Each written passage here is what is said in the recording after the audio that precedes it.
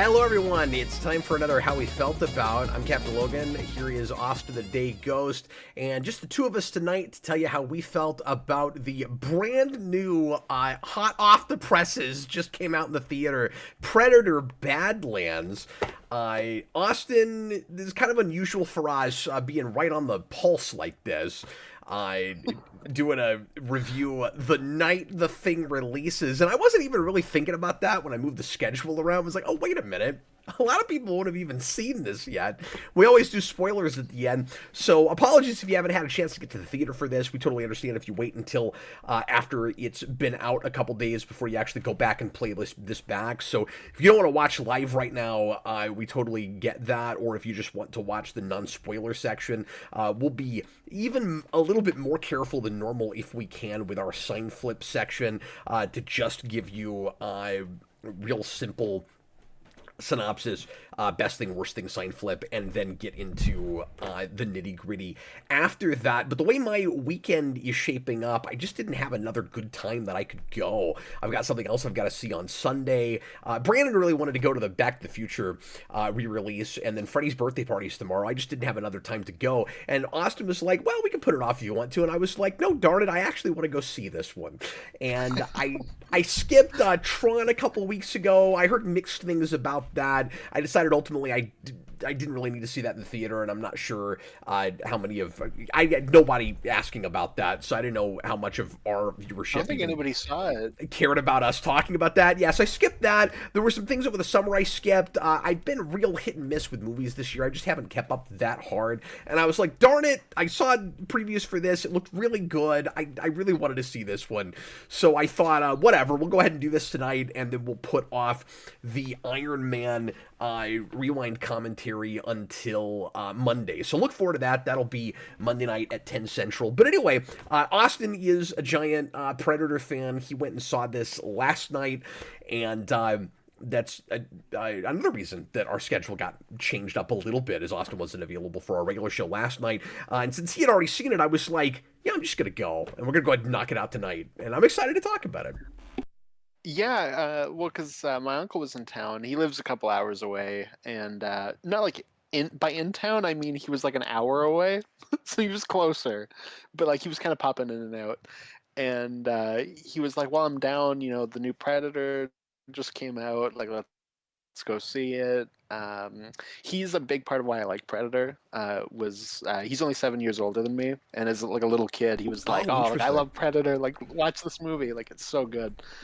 And I didn't know that. Me the first two movies. You said 7? I'm always imagining like a 50-year-old man. I didn't know that. No, my uncle's basically just like an older brother. Like, it's basically like that kind of relationship. And so a little similar to what I have with Jav. Sure, yeah. But you're even closer in age. Did you know that you and I have the exact age gap that I have with Jeff going the other way? I didn't know that. That's fascinating. Yeah. Anyway. No, I was just gonna say, and then it looked like we weren't gonna be able to see it, and then he messaged me out of the blue and was like, "Hey, I got tickets to see it Thursday night," and I was like, "Oh, crap! I gotta cancel my plans then." You don't have to explain yourself to me or anybody else, but no, I was just throwing out that story, and then I liked it so much I saw it in IMAX again today, so I've now seen it twice. Wow, spoilers, Austin. I mean, I brought my Predator head in, so that thing is so cool.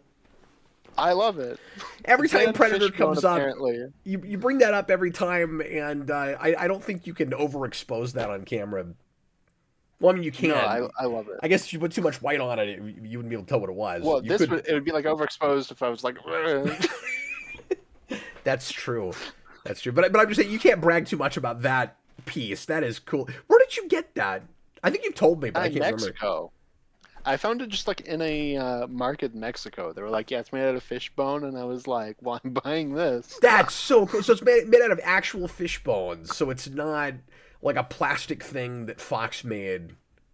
Mm-hmm. It's not licensed like or anything. Some guy like carved it like in a little market. I mean, I don't know if it's fully fish bone. That could have just been a lie, but yeah. But the fact that it's just a thing a guy made, like that's got to be one of the coolest things you own. Yeah, exactly. No, and it's so detailed. Like it's got like, all the holes on the back for the dreadlocks and No, it whatnot. looks Just really very, good. very well crafted. I Is very it inked really love over? this. I would think I so. think so. It looks almost drawn whenever you've shown Yeah, it to no, camera. I think it is like kind of inked over, like the black spots. Yeah. Um, just kind of drawn over. But What yeah, can I ask you? What'd you pay for that? oof, I don't remember offhand. Maybe like $50. I don't think it was much. That's not crazy. No, I'm like not. maybe 100. I'm But not even a big Predator fan, and I probably would have bought that. To be honest with you, yeah. can you imagine if there Mhm. was an alien one to go with it? Oh, it'd be great. Really cool. Killer Moth says, "I can't believe Austin really hunted a predator and made a trophy out of him." Well, of course I did.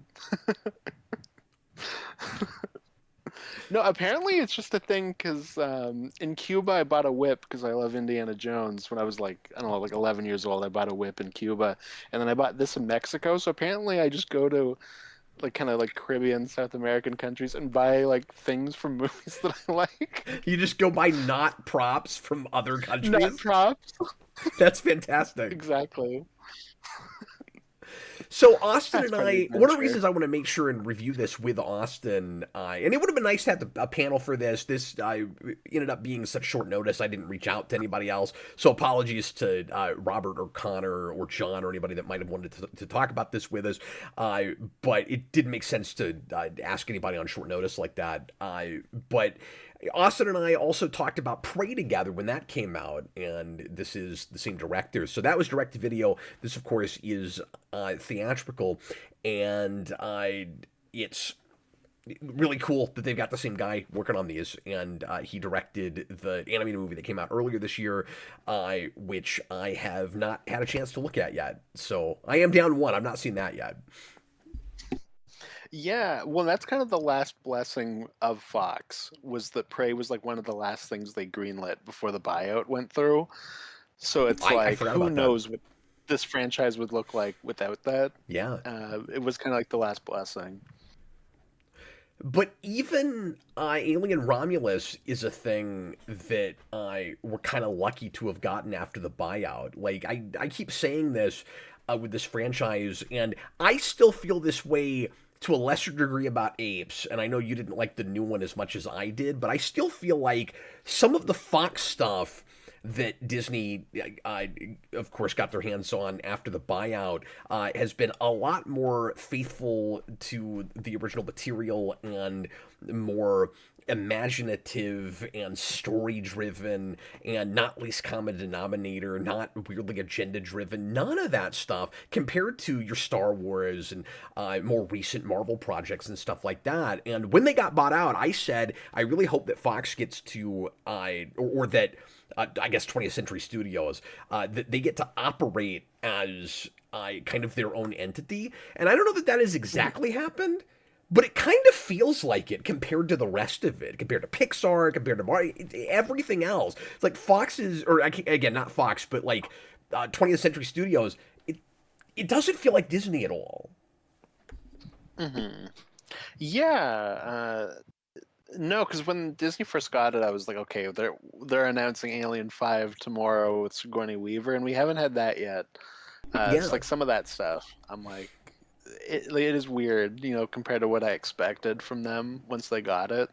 Well, and Romulus still was more of that Force Awakens kind of thing, where it feels a little bit more soft rebooty compared to something like Prey, which is just real off the beaten path. It's its own random story that doesn't really touch anything else. You don't have to have seen anything else to see. And this is like that a little bit to a lesser degree. Like it's got a lot more lore from both franchises, from Predator and Alien, but it's still it very much stands alone in a way that Mhm. even I don't know that Romulus does. That's a little more Yeah, member no, no, I'm berry than definitely, something like this. And this I'll just say out the gate, yeah. I didn't have the member berry thing with it at all. There is one thing in it, and it is the exact right choice, and I would have been disappointed if it wasn't there, but we'll get to it later because Okay, sure. it's like a big thing. But And I'm a sorry, casual fan of this stuff. I don't. big thing. It's easy to miss. Like it's the type of thing where it's like if you're thinking about it, and you know exactly what it's doing, it's really cool. But if you're not thinking about it, it's easy to just think it's going its own way. Okay. It's done in like a really good way, but we'll get into it because it's spoiler territory. But But it doesn't have no, those like slow low camera angles or like character walking in from soft focus, like making a real here's something you haven't seen in 40 years. Like it's got none of that kind of stuff. no, and like they don't do like the repeat lines or anything. And we could have had Right. it to Alien this time because, and it's not really a spoiler. It's been a big part of like the pitch for this, which is Yeah. Predator and a Weyland-Yutani robot from Alien. So like you could have also gone the nostalgia route for Although, that too. call me an idiot, somehow I didn't even put together when I saw the trailer that it was a synthetic for me. I just wasn't even thinking about it. I was like, oh, cool, it's in the future. They're doing a robot palling around with a predator. Like, that's interesting. It didn't even occur to me that it was Weyland-Yutani. And so we get into the movie, and you get that name drop 2 minutes in, and, or not 10 minutes in, and I'm smacking my forehead going, well, yes, of course, I'm so dumb. And also, let me say real quick, Jason's got to get up early in the morning, so he wasn't able to come on to the commentary with us, the review with us. But he did go see the movie with me, and there, again, I don't want to say prerequisites, but he was there were things that Jason was not familiar with that I had to kind of explain to him while we were watching it, and again, because I wasn't expecting this to really touch Alien that much, so I had to be like, oh yeah, Jason Weyland-Yutani, that's Alien, because he's not seen any of those, he knows nothing about Alien at all, and he still really enjoyed it, but there were a couple of things where he was like, well, Dad, I wish I'd seen at least, X movie before we went to this, and he's only seen the first Predator and like 2 weeks ago, and so it was an absolute like whiplash for him, having a movie that was, again, I don't think this is too spoilery given the trailers, that was so focused on a predator as a character. Like he wasn't expecting that at all, and so there was just this kind of shift in his brain he had to make. And then I guess he forgot the end of Predator because we got 15 minutes in, and the movie got a little bit quieter, and he looks over at me and he goes, so Dad, there's more than one predator, and I was like, yeah, yes, Jason, there's more than one. There's a whole civilization. They're hunters, and their whole society is built around this idea. And I was like, did you forget what happens at the end of Predator? Like, I'm pretty sure there's a spaceship, right? Like, No, that's two. oh, was that That's the end of two? two. Okay, I just watched it. And I don't You remember. could watch the first film and just think that it's like just a one-off thing. Like you could get that just off the first film. Is that right? I thought there was something in that movie that suggested that there was a civilization of them. Well, there's one part like where like the main woman in it kind of describes that maybe this kind of thing has happened before, and like you see the ship at the beginning that it lands on. That's what I was thinking but that's about. kind of it. Okay. Yeah, well, and I guess he could have stolen that from another planet or something. Like, I mean, anything's possible, as subtle as that movie is about it, which is one of the things I really like about that original Predator movie, is just how mysterious that creature is. Like, you have no idea what you're looking at. So, polar opposite, he was like, oh, this is a completely different kind of movie. I was like, yes, Jason, it's a completely different kind of movie. Yeah, and a big risk. And I think that's part of why they put out that animated movie, the anthology one, especially like after Prey, where we were like, oh, they could do this, this, this, this. And then they kind of just did that as an anthology and then went, we're just going to do something else for like the next main Predator movie. And I heard Dan Trachtenberg, the director, talk about it. And he was like, yeah, like as fun as that would be, like it would get boring. Like it would get boring for fans, for like the casual audience, for just kind of everyone involved if it was just Predator again, but in different like areas.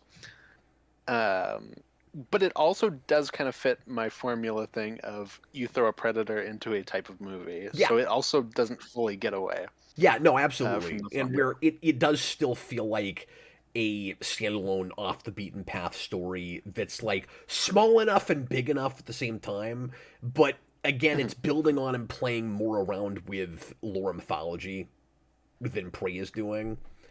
And I Yeah. don't know how much of that stuff is in the anthology movie. I will probably watch that like this weekend if I can find a place for it. But Uh, a, a bit, not because like a ton. I'm real in the But mood for this now. I think you'd like the anthology one, especially like the feudal Japan segment's cool. Is it in anime style or is it a bunch of different animation styles or? It's just kind of one animation style. The Oh, is it? animation in Okay. that it looks okay. Like it's not like amazing or Oh, anything, okay. but I thought maybe it was like an it's all right. Animatrix or like that anime Star Wars project that Disney Plus did, something like that, where it just goes No, full on anime style. Because I kind of like that stuff. no, not really. No, it could have been.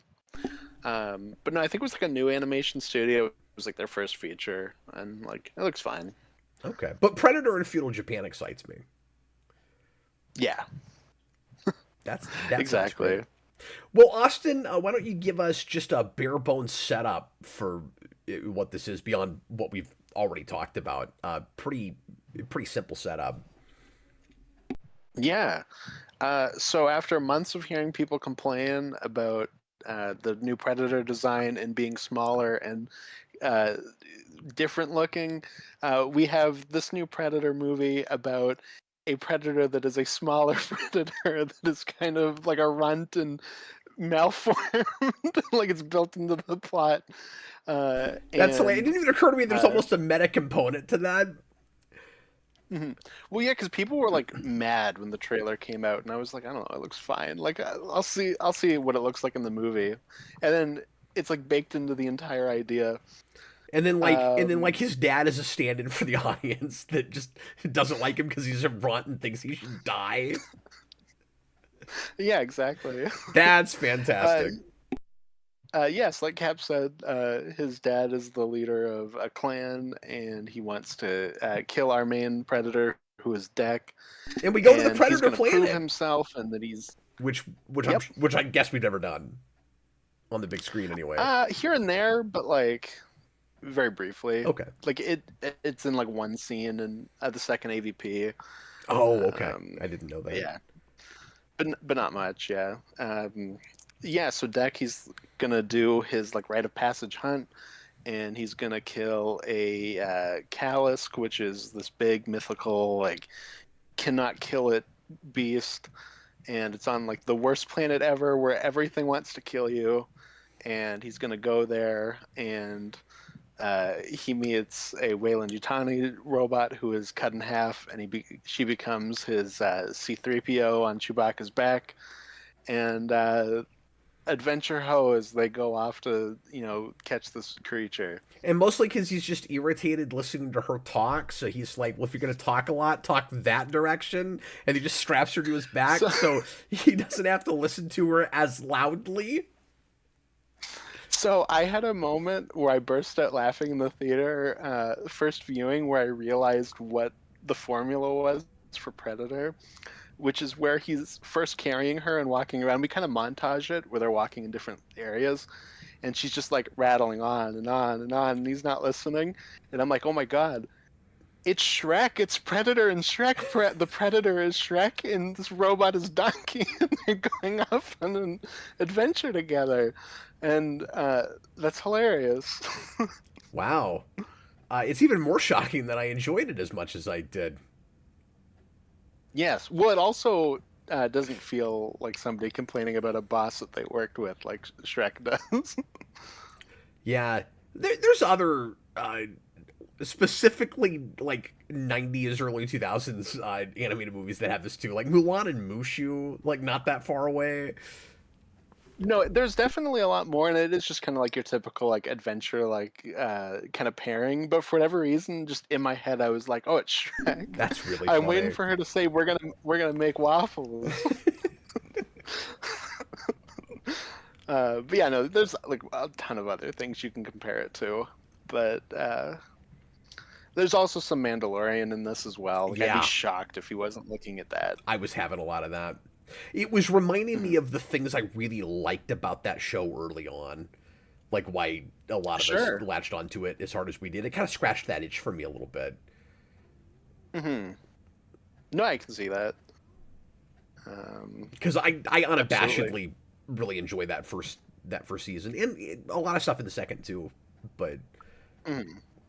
Yeah. I just like how simple Uh, adventure stories. And again, I'm getting ahead of myself, I guess. But this whole movie, I just kept thinking, look, Star Wars, it's not that hard. yeah. Well, I was thinking about it too on the way to see it again. I was like, oh, this might scratch like a Star Trek-y kind of itch for you too, and like the kind of Klingon like warrior culture thing too. I had that. Um, The very no, I was definitely thinking that a little bit. I well, and actually, I was thinking about the stupid Discovery Klingons because he's the Predator is Daki's speaking in his native language the whole movie, and he's never gonna get out of that. We're not gonna use. We've got a universal translator, but we're not gonna use it to hear him speak in English. And I mean, thank God, because that would have been really awkward. And I was kind of waiting for it. I was a little worried that that was gonna happen. And then when we get the synth is speaking in English, and they have kind of a clever way around it where she says she's almost speaking to the audience when we first hear her talk yeah, where she's like I've got a universal translator and you can hear me in your language and I can hear you in mine and anyone that is around me will hear us in their language and I'm like oh that's me, that's the audience. And so she's speaking in whatever, you know, it's Babelfish. I mean she's speaking in whatever language you happen to speak. But I kept thinking about the stupid Discovery Klingons, and I was like, well, see, if they just weren't pronouncing their words so obnoxiously and so freaking slowly, I don't think I would have minded as much. But anyway, real early, there's with the Predator's father, there's this whole thing about how until you've come of age and you've had your first successful hunt, you're not a real predator, the real whatever the name is of the species. Yautja, Youch, which is thank the you. first time it's ever come up in a movie. Yeah, that's pretty cool. And I didn't know how to pronounce it because I think I've seen it in comics, and Mhm. so it was kind of nice hearing that pronounced because I wasn't totally sure what it was. And anyway, when he says that, he's like, he goes, I am Yautja, and he's like, not yet, and I'm like, that's so freaking Klingon. Like we do that in Star Trek all the time, where it's like you're not a true Klingon if you don't have honor. It's like the exact same sort of thing. Yeah, no, absolutely, absolutely. No, just the fact that he's subtitled the whole movie reminded me also of like the new Planet of the Apes movies Right. as well. Except maybe even a degree farther, just in that he can't speak broken English either. Like it is just full on subtitled. Yeah, and hopefully this isn't too Cool. much of a spoiler, but we don't have any place where we get sappy with it, where we get like to the very, very end, and he says like the one English word, like he doesn't have his "I am Groot" moment. Like we don't feel the And you need, could or have is like, like we why are did Groot. you do that? Yeah, I was kind of glad we didn't though. That's such I the know, I am too. that's the I am obvious too. thing to do. Well, and also he couldn't have because, and I'm gonna get like technical and geeky for a second. I hate it when we do that with the universal translators because then I have no idea how the hell the universal translator works. Because whatever you say, it should come back at you in your language. So if he says it in her language, the universal translator still shouldn't play it that way. Well, I think her universal translator only works for her voice, where like she's speaking and it translates. I don't think it works the other way. I think she just can understand the predator language. Oh, that makes That sense was what I. because Yeah. yeah, she's an AI. She probably just has all the languages built in. Yeah, exactly. Yeah, I think that's what it was supposed to be. Now we can question whether they should know enough about the Yautja to be able to do that. I mean, to like, sorry, to know the whole language. Hmm. Yeah, I mean, it probably helps that it's like sometime in the future. So it's like, who knows? You know, Well, they probably had some sort of. she does give a little bit of a history, if memory serves, and I saw it once. I also had a chance to go a second time, and I just got out of the theater like an hour and a half ago. But I think there's a scene where she goes through a little bit of the history of like Weyland Yutani like how they know about them. But I kind of question whether they should have as much knowledge about them as they seem to. Well, there's definitely moments where she's like asking questions, where Yeah. she doesn't know things. So it's like at least there's like those elements. It's not like she comes in and she's like, "I know everything about you," or something like that. Like they at least have elements of that. We also do this a lot with UTs, where you can like Star Trek, but also lots of other science fiction properties set in the future, where they can hear just a handful of sentences and get a little bit of vocabulary, and then be able to extrapolate the entire syntax. Like we do that a lot. Yeah, yeah, for sure. No, I mean that's definitely like a convenience thing. Just so that Yeah, we can have a person speaking English. it's too easy, but it's not as bad as something like in Enterprise, where we can have a human being that is so brilliant she can do it. hmm Yeah, no, With exactly. Hoshi Sato, No, like and that's a little too far. Where like she can hear, 5 words of a language, and she's just like rattling it off, and I'm like, that doesn't make a lot of sense. They no, and paid I'm like by this full point in fast the and loose with that. future, like I think we can say that like humans have probably experienced like enough predator shenanigans that they can get some of that stuff in. Well, that's a good point, because we've been like Trachtenberg himself has just been establishing the sheer number of run-ins humanity has had with the species. But hmm what's nice is it doesn't seem coincidental. Like there's a built-in explanation for it, which is the.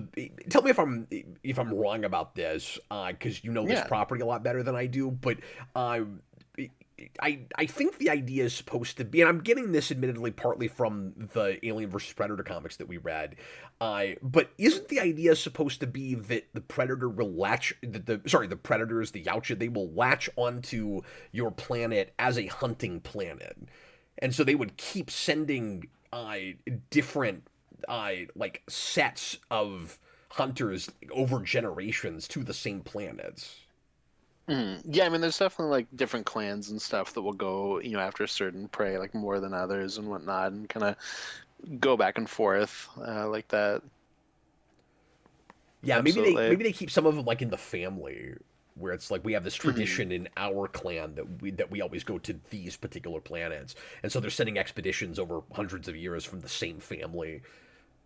Yeah, and I think there's like a little bit of a mention of that, like kind of clan difference thing, where his clan they all have these like fire sword looking things, and I think she's got like a Yeah, mention of like, oh, you have like this kind of a weapon, like I've never seen that before. Um, it's like, oh, okay, like this group has that, but like other ones do not. well, let's go ahead and get into Seinfeld best thing, worst thing. I'll let you Yeah. start, and you feel free Okay. to take longer than I'm going to, because you'll have I'm sure more to talk about. But go ahead. Yeah. No. So worst thing, I'm just gonna throw out. I think at the beginning there's like a sword fight between two predators, and it looks a little video gamey and kind of sets you off on the wrong foot a little bit at the beginning. Um, and then best thing, like honestly, it was like the Predator movie I've always wanted. Just we follow, a predator on the hunt doing his thing, and we get like a whole adventure with that. Um, because Daniverse earlier mentioned that like the kind of controversy about it being PG-13, and I think it's fine for this. I wouldn't want to see them continue it, but like I didn't really find it noticeable in this movie. It was kind of what I expected, which is just as there's no people in it, like there's no human blood. So the MPA looked over it and went, "Ah, it's fine."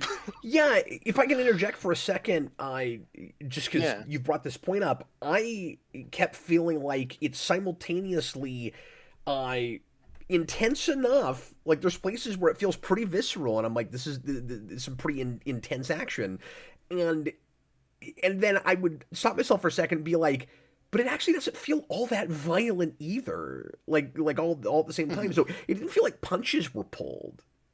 It's like it just No, PG and it 13 gets is just pretty violent correct in for, yeah, places.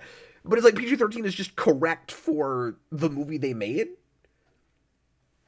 No, and I know Trachtenberg has talked about this, and I had the thought before he even came out and said it, but I do feel like they probably just made a movie, and the MPAA was like, this is PG-13, Yeah, I and do it wasn't too. necessarily aiming for that. Which is really respectable. Yeah, it doesn't look like they're trying to get a PG-13 at all. They just happen to make a movie Yeah. that has, like you said, no human characters in it. And hopefully this isn't too much of a spoiler, but I was actually really surprised by that. Like, at all.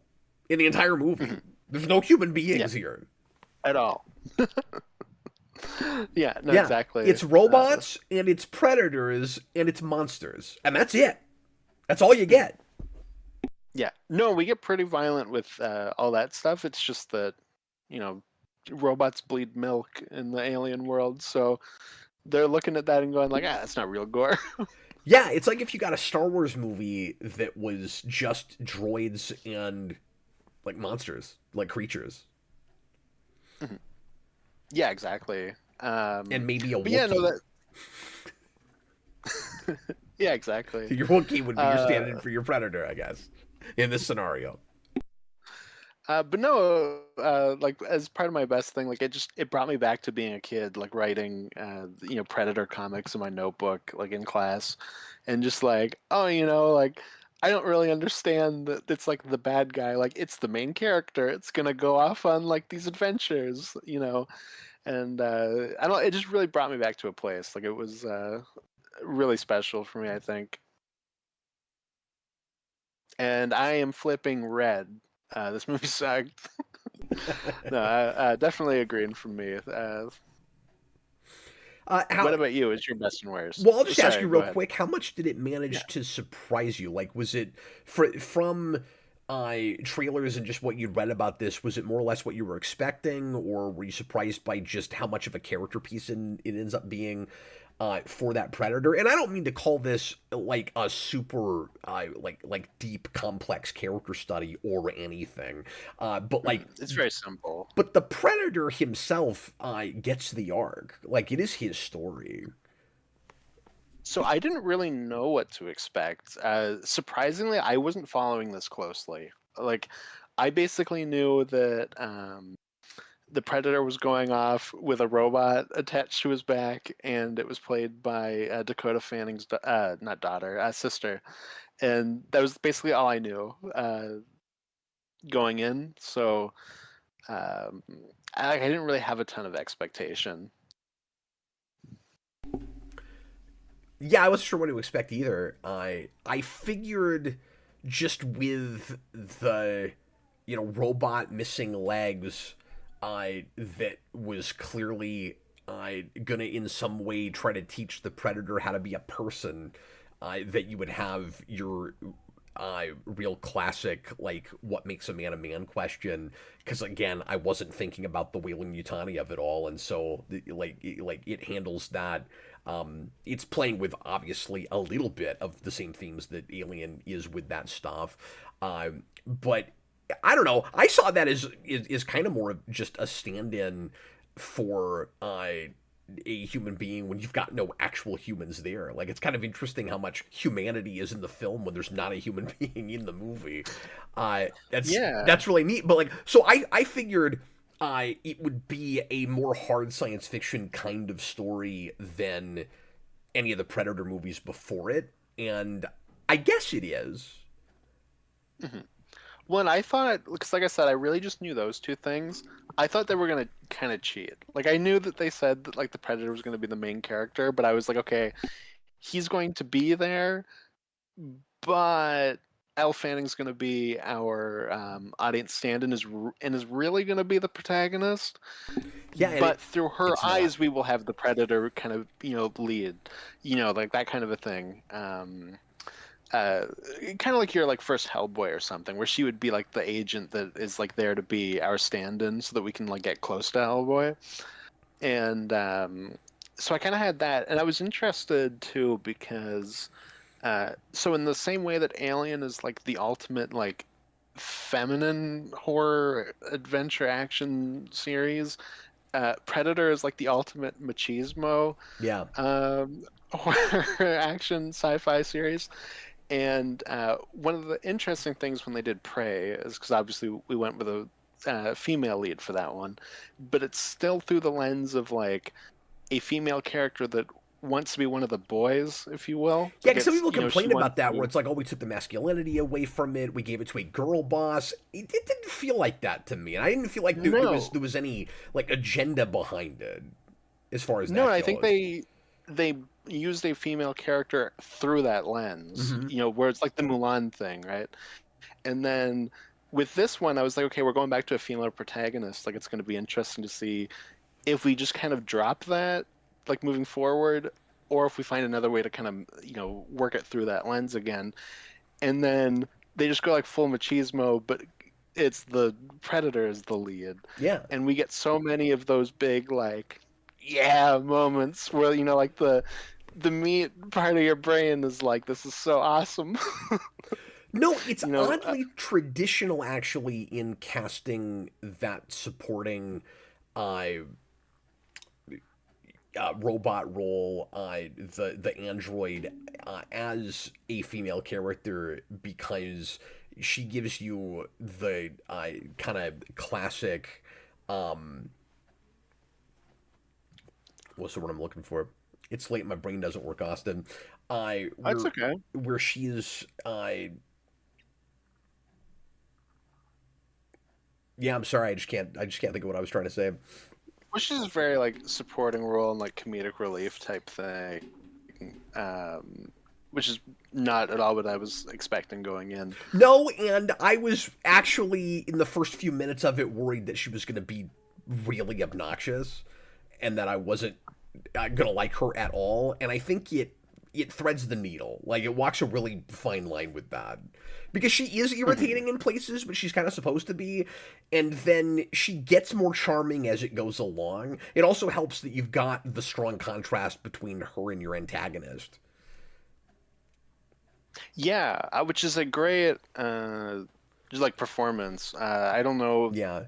how spoilery that is, but We can get into that um, here in a little bit. yeah, And I'll do some flip here in a second, but that's true. You haven't done that yet. no, I haven't. I'm just spinning my wheels right now. But but I guess the point I was trying to make is uh you've got to have somebody there that can show a that can show like a compassionate side, and it's just really natural to do the kind of maternal thing with that.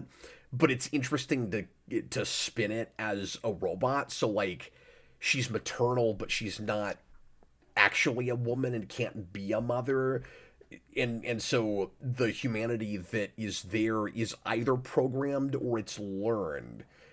And I'll try not to get too analysy uh, right away, but it's interesting that both of those characters end up being kind of outcasts from their respective societies, and they come to a uh, compassion, and I don't want to say full on altruism, especially from the predator side, but they're doing like really subversive things for their respective societies that would be frowned upon, and for the audience, they're the heroes. Mhm. And I really like well, that's too spoiler. I'll get to that a little bit later. Anyway, Carl Mack. Let me read Carl Maxey's comments real quick, because this Yeah. speaks to something, to a point you just made. Do you think this movie took the edge away from the Predator? And he says this feels like trying to humanize Freddy Krueger. I don't agree with that at all. I will say, first of all, with the Freddy Krueger thing, I I think the big difference is that's a singular character, and there's lots of different Predators. And Well, doing that this with and this like runt outcast kid that just wants to prove himself and is also trying to survive, and like he's gonna get killed by his clan because they just don't think that he can cut the mustard. Like he's got to do something to prove himself, and I then he goes off and he kind of like finds a bit of a new way. I was worried that that would get real kind of ham-fisted and mm, and kind of cheeseball. And if anybody feels like it goes too far at the end, I think mileage varies with that. I Yeah. do. I was ultimately won over by it, I think, but I can see not everybody being won over with that. I think that's going to be No, a my matter uncle of, had that when we saw it. really. I think He that's going thought to it be was a a little cheesy at the end, that's going to but be a matter of opinion. But I don't, with respect, Carl, I don't think the Freddy Krueger thing is quite fair because you're not no, if humanizing you were to the compare it predator, to and he's not full on humanized either. It helps that he's still, to some degree at least by the end, looking at things through the lens of his own culture and their morality, and he does do some stuff right at the end that if he was full on humanized, he wouldn't do, and I respected the movie for going as far as it did with that. Mhm. No, I mean, and you can look at this and that they fit these roles uh, in their respective versus movies, if you will. But um, the alien is Freddy Krueger, is like the ultimate evil, like just sadistic one.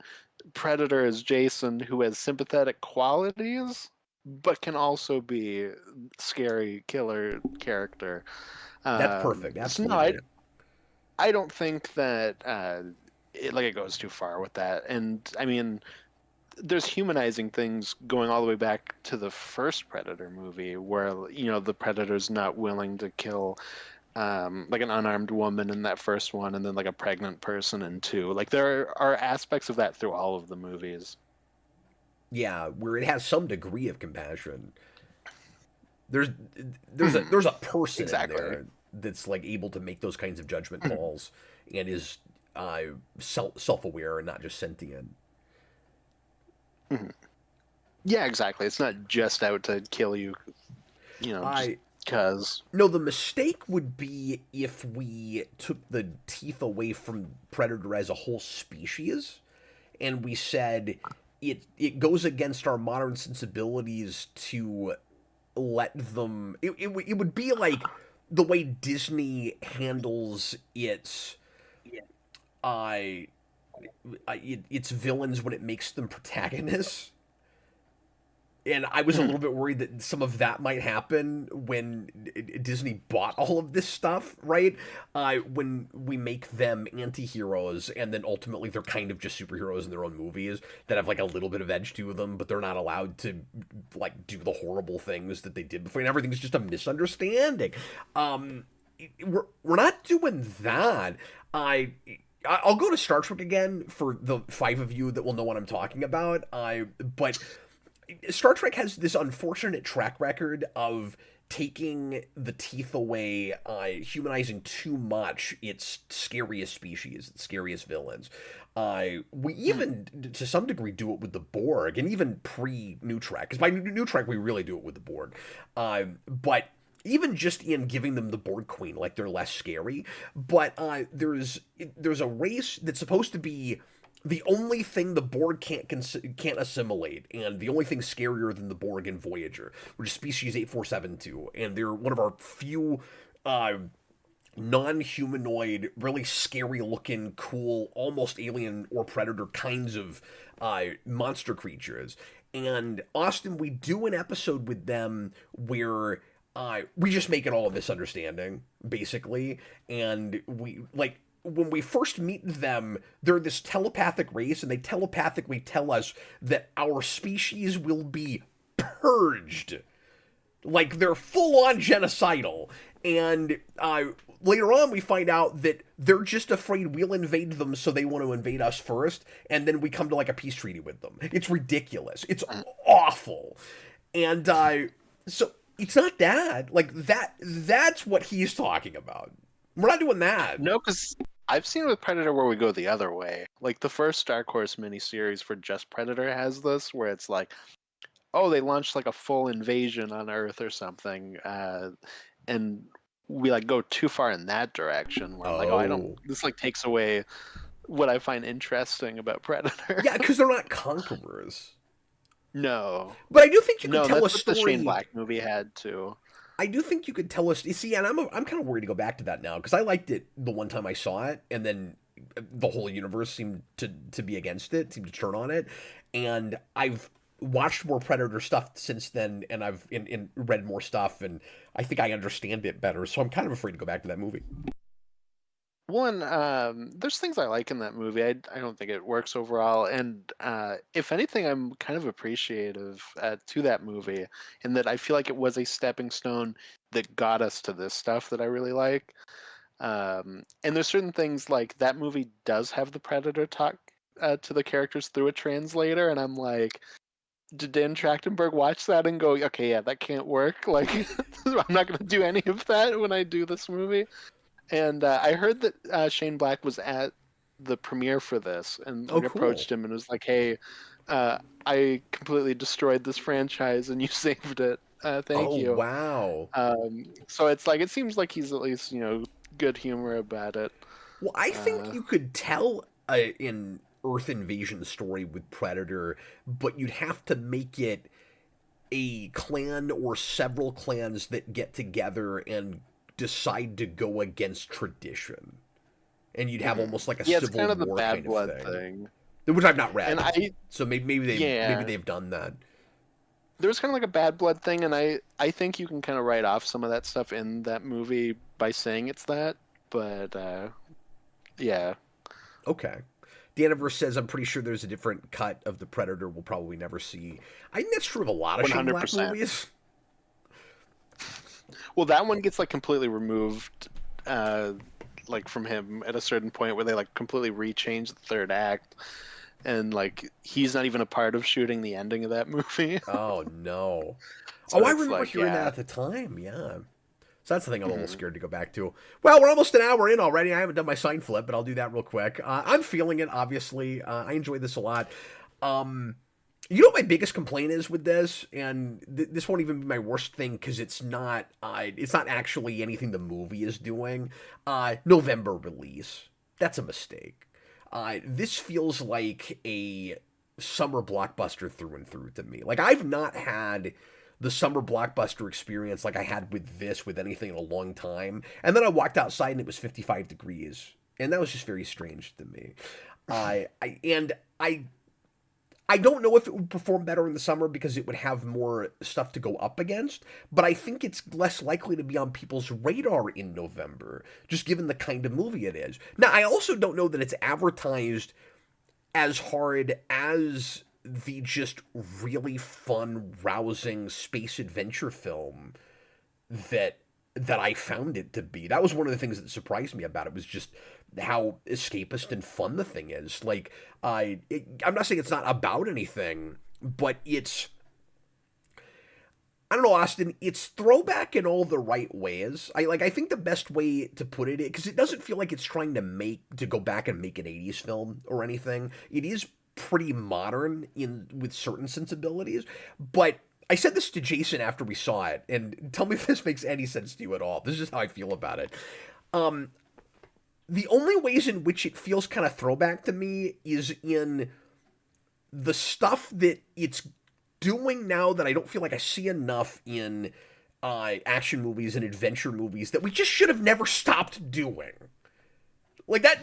There's a few That's what it places feels like to where it me. feels kind of pulpy to me, Yeah. like in kind of pulpy throwback. It's super Dark Horse, which is what I was hoping, Well, and that's and actually kind of my best thing is that I felt like I was just watching a Dark Horse comic unfold on screen from minute one. no, And literally from minute one, and this is something that would like you wouldn't have even picked up on this. This is like deep cut.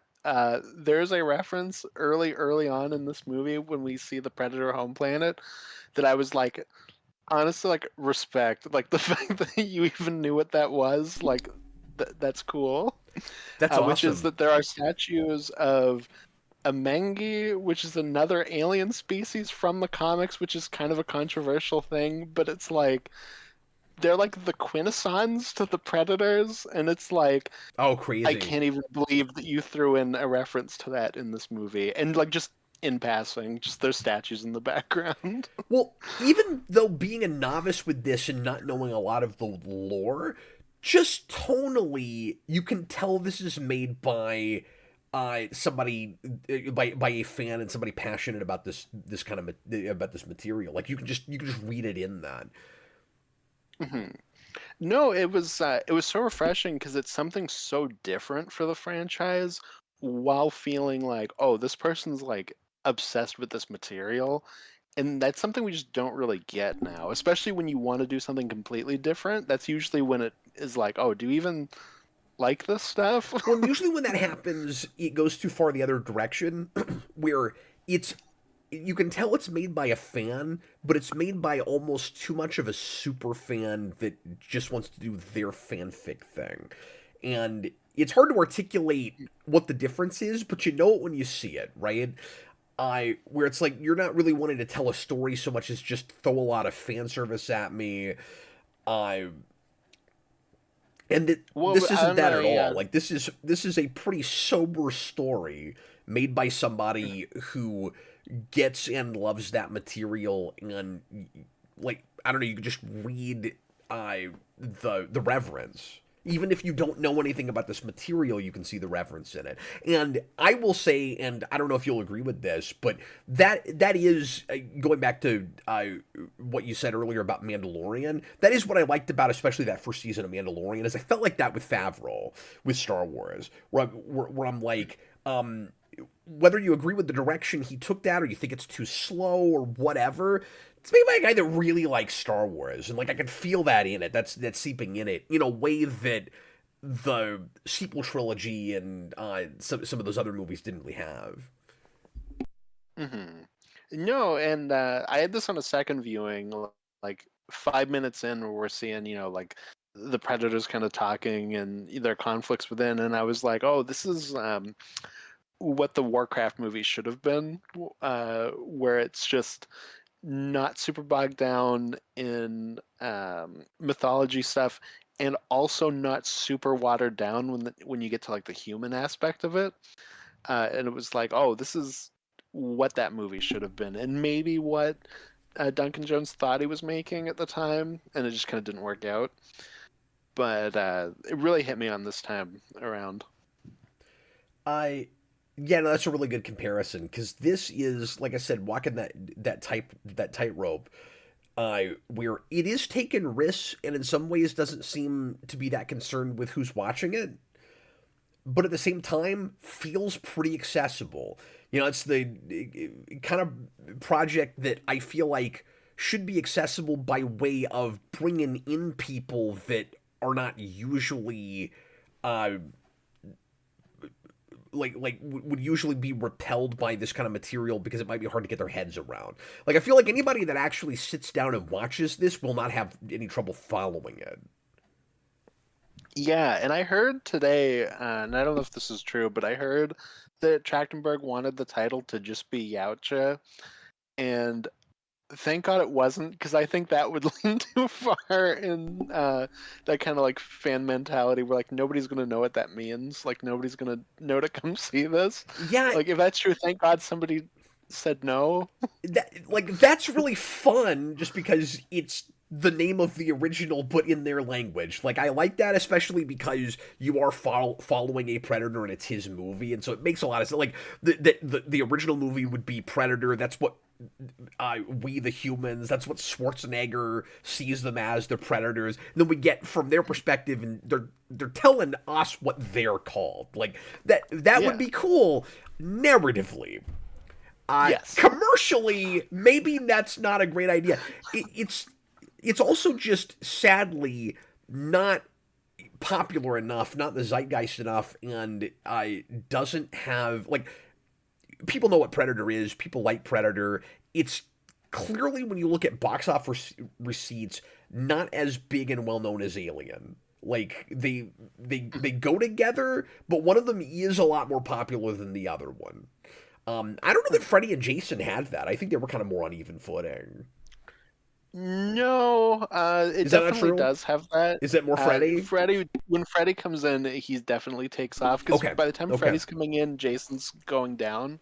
See, I Like just there don't is a know. little bit of that versus comes from the Friday the 13th people being like, let's kind of latch onto that because that's like the big new kid on the street. But Okay. um, there definitely is a bit of that. But no, Predator has always been like the lesser one and always viewed as the lesser one too by people.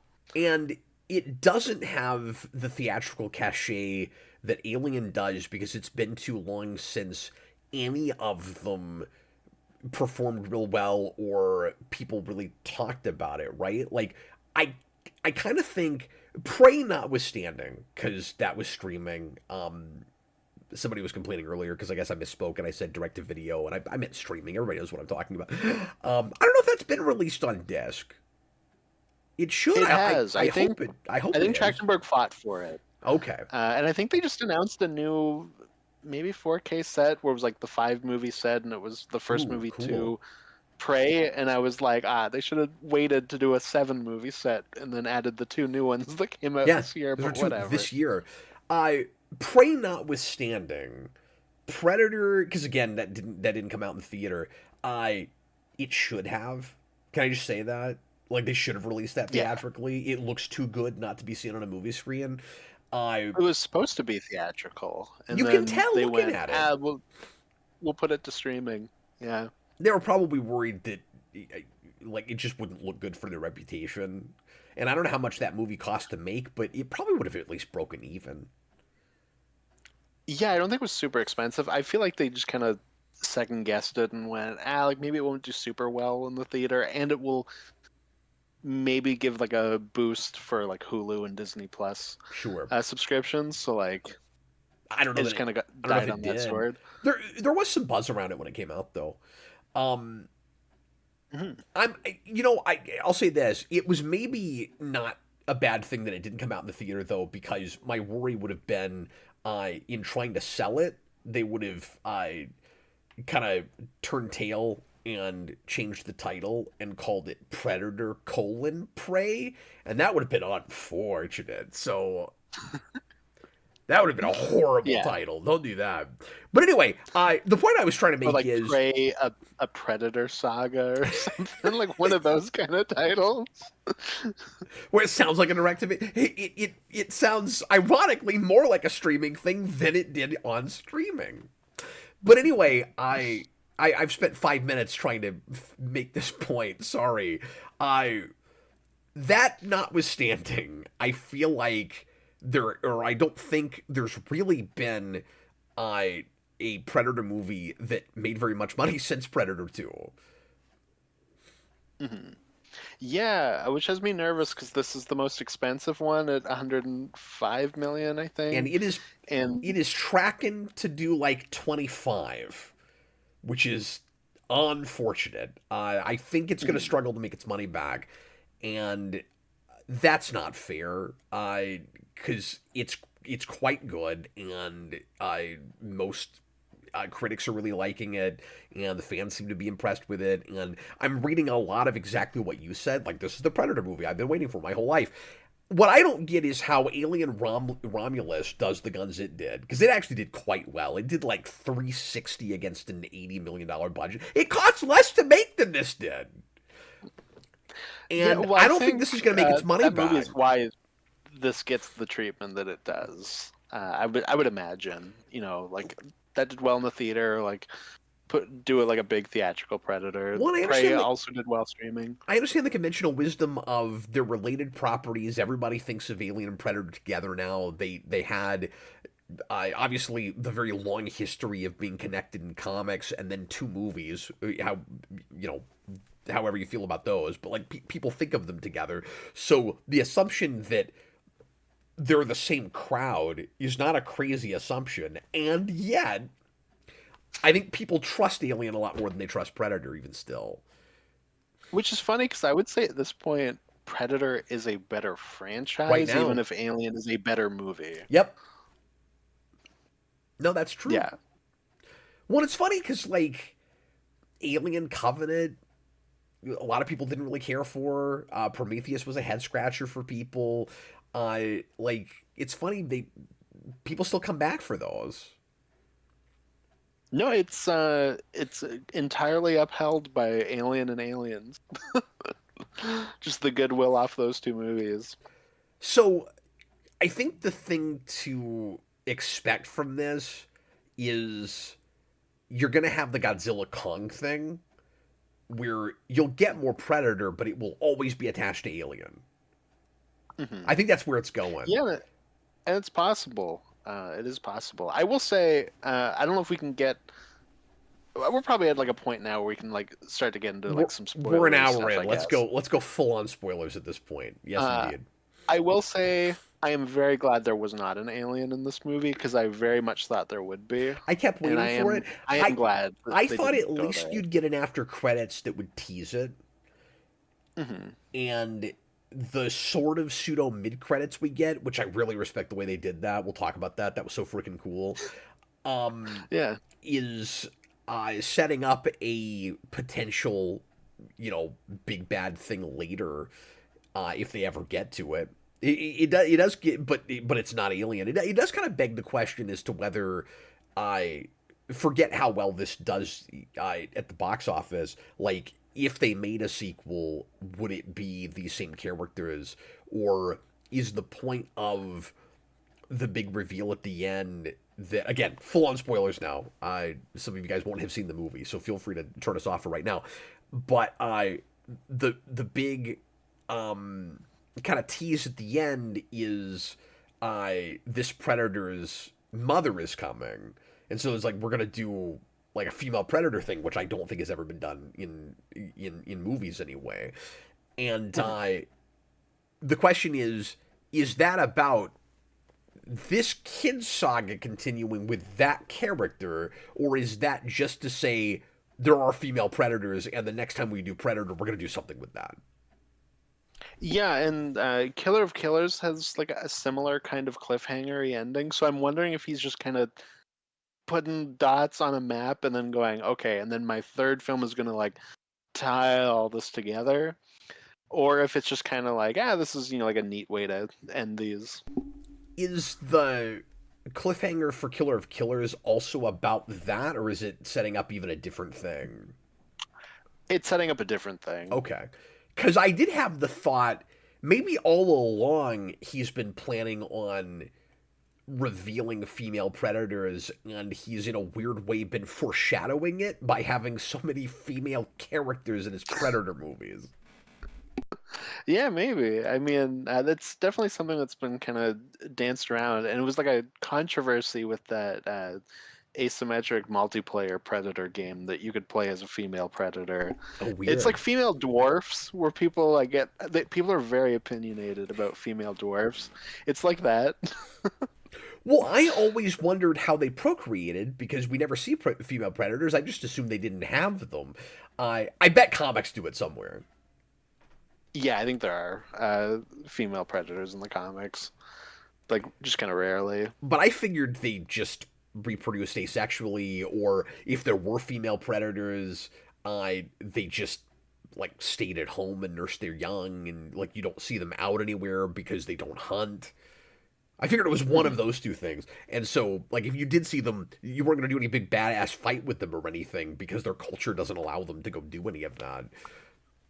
Well, it's like the ultimate parody of a hunter. They go home to their family. It's just like a regular household, white picket fence, but like they're returning from their hunting trip. That's what I would do with it. That's absolutely what I would do with it.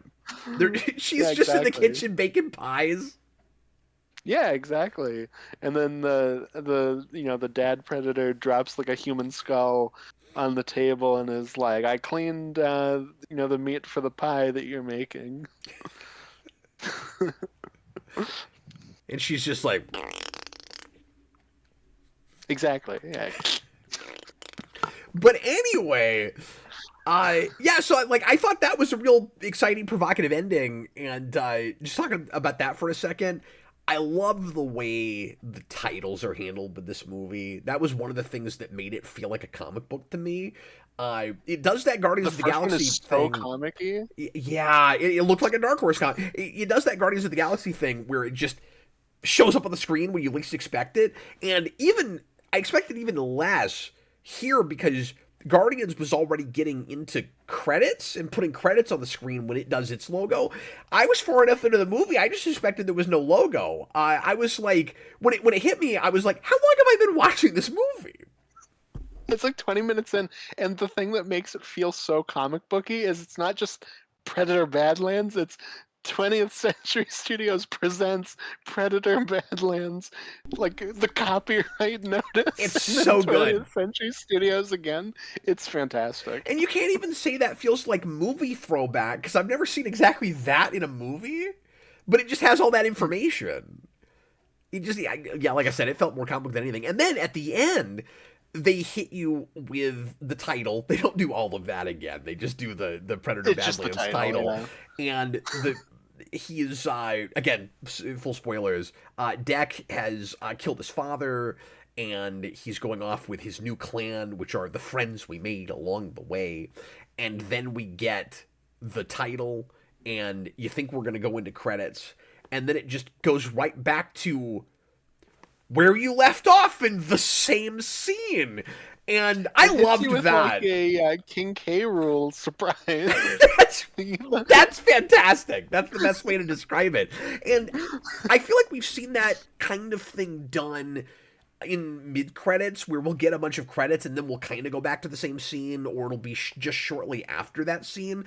But this was like when a TV show has a season cliffhanger and then comes back at the next season and finishes that scene. Like Lost does it, Breaking Bad does it. Like there's a lot of shows that do that. And this, you just get the logo, and then, oh, by the way, the scene's not done. I thought that was great. And it makes it feel like it's still in the movie. So like it's not mid credits or after credits. You haven't even gotten any of the credits yet. It's still in the movie, but it's just telling you, like we've paid this off. Is the end of the story. Yes. And then teaser. Yes. The story is over, and so then like it's really playing fair with you, and it's like rules, like writing rule 101. We had our break in status quo, and then we had our conflict, and then we had a resolution, and we didn't give you the epilogue until we put the title up, because it's an epilogue. Mm-hmm. Yeah, exactly. No, it's like, ooh, get ready for my next Predator movie. It's gonna be wild. So I'm with you. Possibly. I thought it was kind of neat just how much Alien is here with no reference in any way whatsoever that I noticed to a xenomorph, and it almost felt like the Predator encroaching on the world of Aliens. Like, let's just forget for a second that we've done a lot of those crossovers before. Like, if you'd never seen any of those things cross, it would be kind of shocking, right? Where all of the characters and iconography and stuff that the Predator walks into, besides all just the like monsters and animals and things on this world, are from Alien. So it's kind of like the original Alien vs. Predator miniseries, in that the Predators are the characters that you're kind of most interested in, but they're messing around the world of Alien more than anything.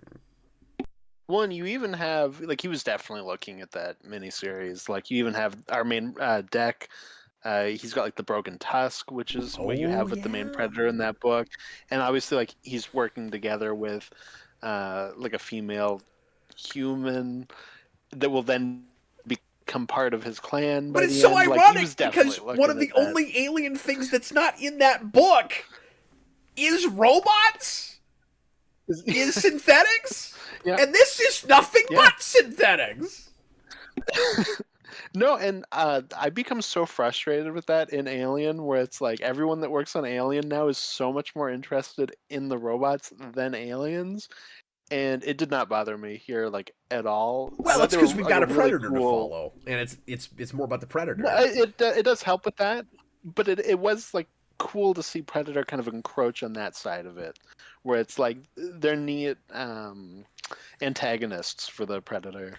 I also just thought it was logical, because I kept thinking, we're at this base with all of these synthetics, and at some point you're going to see humans walk in, and that never happens. And I'm like, there's no reason they need them here. It makes so much more sense that they would like not risk like human Yeah, and lives this for this. hellscape planet where they would Uh-huh. not last a second. And we're the alien that is not a xenomorph that they're trying to capture is arguably just as dangerous as a xenomorph. I Mhm. Yeah, yeah, I mean, exactly. I'm second guessing that statement. Like the xenomorphs are very scary, but like these, I don't know why you would think you could contain this any better than you can a xenomorph. There's that. I like that they're making the same mistakes, and I can't tell if they've done the alien thing yet. Like it could be.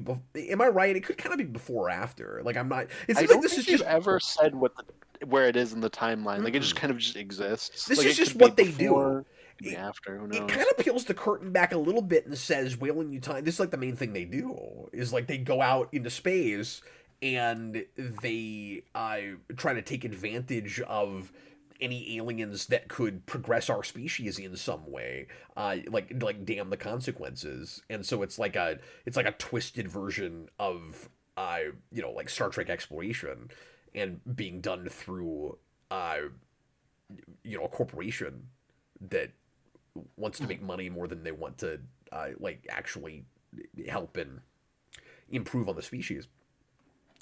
And Mhm. so I like that they're doing the same thing they do with a xenomorph, but with a thing that with a creature that does very different things, but still makes a lot of sense that they would be interested in that. Like it's just regenerative properties.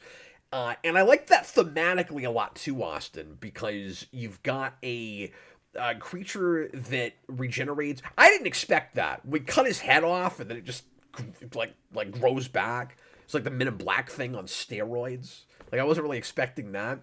And but you've got this monster that can regenerate and put itself back together, and then with our kind of outcast duo with Dak and with what's her face, the synthetic. Thea. Thank you. I You have two characters that are kind of literally trying to like help each other put themselves back together. But particularly with Thea because she has physically, literally, her body has come attached, and I thought it was kind of cool that the reveal of what the big monster can do is regeneration. Oh, sure. Yeah, no, I didn't even think about it from that perspective, but that is cool. No, I like the relationship that like they're both using Like, each other. yeah, the way I meant to put it is they're both trying to in different ways make each other whole. That's what it is, Mhm. right? Because Dak is trying to do that on a more cultural level, and she's trying to do that in a physical way, like trying to make each other Mhm. whole. Mhm. Yeah. No, and I like, the kind of like tool element where he's using her as a tool, but really she's using him as a tool in this kind of initial adventure with the two of them. I Curtis J comes in and name I don't recognize and says, "Dude, Badlands was garbage. Disney slop. Predator teams up with Baby Yoda and Synthetic to defeat his clan. Disney crap." I It sounds like it, right? But that wasn't the experience I had with it. Like when you just spell it out Yeah, that and way, it sounds it really could. And like agree to disagree if that's the experience you had with it.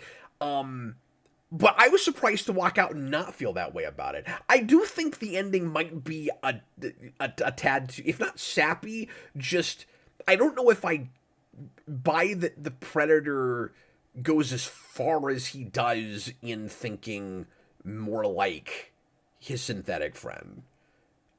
When I need to see it again. mhm. Yeah, I have a thing with that I where think I'm won he over kind on of it right now, but I think on a second viewing I could have issues with it. I need more time with that aspect of it. It helps that. what wins me over. Yeah, sorry, go ahead. Sorry, go ahead. Oh, real Oh no, I was quick. just gonna say what wins me. Yeah, yeah, good. Sorry, go. No, you go. You Okay, go. okay, I'll go. So it helps that Deck doesn't know for the longest time that the uh kind of fun uh, animal pal is the child of the giant beast. And so he develops a relationship with that thing and goes back to rescue it and all of that before he realizes that that's of the species that he's there to go and hunt. And I think it doesn't work if you don't have that. Hmm. Yeah, and I think even if you're looking at it from like the prey aspect of like finding the trophy thing, I do think you can also read it as um, Tessa, the android that is our main villain, uh, kind of steps in and becomes the biggest threat there, anyways. Yes. So like there is also an aspect of he then just shifts to who the bigger threat is and takes that as the And trophy he does instead take that as too. the trophy. Yeah. Mhm. Yeah, exactly. Well, and remind me, because again, I just saw it a couple hours ago. But they've destroyed the bigger monster by that point, right? Like the only thing that's left that he could kill is the youngling, for lack of a better term, right? No, because he does settle on by the time that they I can't think they've remember. beaten her, and then that creature dies like right after. Like he has kind of settled into that already. Okay, okay. But yeah. Well, because what I was thinking was, in I'm always thinking about character motivation, right? Like what he Mhm, wants is to be accepted by his clan, and what he has to do in order to do that is to kill the apex predator on this planet. And so, mhm. if he theoretically was to take out the younger one, would it count? And then it's like, well, but it's a younger. I wouldn't think it would count. No, it's like killing a baby. Uh, So there's that too. exactly. Because I was thinking at the sorry, I'm jumping around a little bit because I haven't had time to really suss this out. But I was at first thinking I don't know if I buy that he doesn't go ahead and kill that in order to get what he's after. But I don't know if it would count anyway, even if he did. And you have that. Oh, Mhm. I know what I was thinking. You have that moment with the big one toward the end where he puts his head up against it. And I don't know if you had this. I was thinking because like Thea is standing there with this expression of like he's completed his character arc. Like he's almost more altruistic now or something. And I was thinking that he had some kind of trick up his sleeve where he was going to go ahead and kill that, and the big ending was going to be he hasn't changed at all, and Mhm. then they let him be more, for lack of a better word, humanized. And again, I think I buy it right now. But Mhm. that's not the Well, way I I thought think it was going to it's go, and I needed him killing his father at the end. yeah, because I think the big part of it too is that it's not like he just is like I renounce being a predator. Like he's still just going to be that. He's just found it's like the found family thing. Yeah, and I mean, you see him go through this experience where uh, he is just learning a different way. Hmm. Yeah, exactly. And like I said, like if you're really hung up on like, oh, he needs to kill the callus, that's like the biggest, Thanks, I forgot like the what the thing was prey, called. the Yeah. biggest trophy. Like I said, I already think it's shifted because it's already been taken out by somebody. So like you already have a shift in what the biggest threat is in that situation. Well, and he and Thea both have a character arc where they've. I mean, he has more of the arc than she does. I don't think it's exactly dual protagonist, because I Mhm. think Yeah, I think so she has kind of come to her new way of looking at things before she's even met him, right? Like her experiences off on her own, and also just in the way the predator is treated and she's treated when her sister finds her, kind of changes the way she looks at things. And Yeah, she's more so, disillusioned is like her kind of arc, but it's not like you're right. Like he has more of the character arc. yeah, but I was just gonna say the both of them through the experiences that they have, find themselves kind of naturally going in a different direction than their um, societies would have them go, which is the humanity in the thing. Like, just suggests that they are their own people and they have the ability to choose. Hmm. Yeah, exactly. And it's, he gets to be more like his brother who has that as well at the beginning, where he's, tasked with killing Deck and chooses not to. The sibling parallel works really And well, and it's cool the way it's bookended. mhm, Because then her yeah. sister tries to kill her at the end, and I didn't really see that bookend coming. Like, What's that's kind of cool. what's like my two favorite moments with that is just you have Thea who says, uh, "Do you really think your brother saved your life so you could die like today doing this?" Yeah. And then later on, when Tessa, who is the sister, goes, "I'm gonna do what that predator brother failed to do, and I'm gonna kill you." Yeah, the reversal is just kind of good dramatic storytelling. Yeah, exactly. It's Like, just very the brother is classic stuff. supposed to kill him, refuses to do that, and then so you're already setting this precedent for uh, the the predators are not always going to go along with what the culture says they have to. Like, there is a heart in there, Hmm. and like you said, there's already precedent in the franchise for that. I Hmm. Well, and I think that's important for why it's robots. Machines built to do the job of the company. Right, and then they can break away from that because they're self-aware, Hmm. Yeah, exactly. or they might be. They seem like they must. And then the reversal with that is, at first, she's Thea is excited about the prospect, realizing that, oh, I kind of have a sister, and then maybe I have the same, relationship that you have with your brother, except I'll be able to like fill that out because my sister's not gonna get killed by our parents or something, and then she ends up being the big bad of the whole thing. Hmm. Yeah, and Because like we haven't really. because like I just thought of this, because like Deck's father, she is fully plugged into the programming. Mhm. So Yeah, that's exactly. the clear parallel there. Mhm.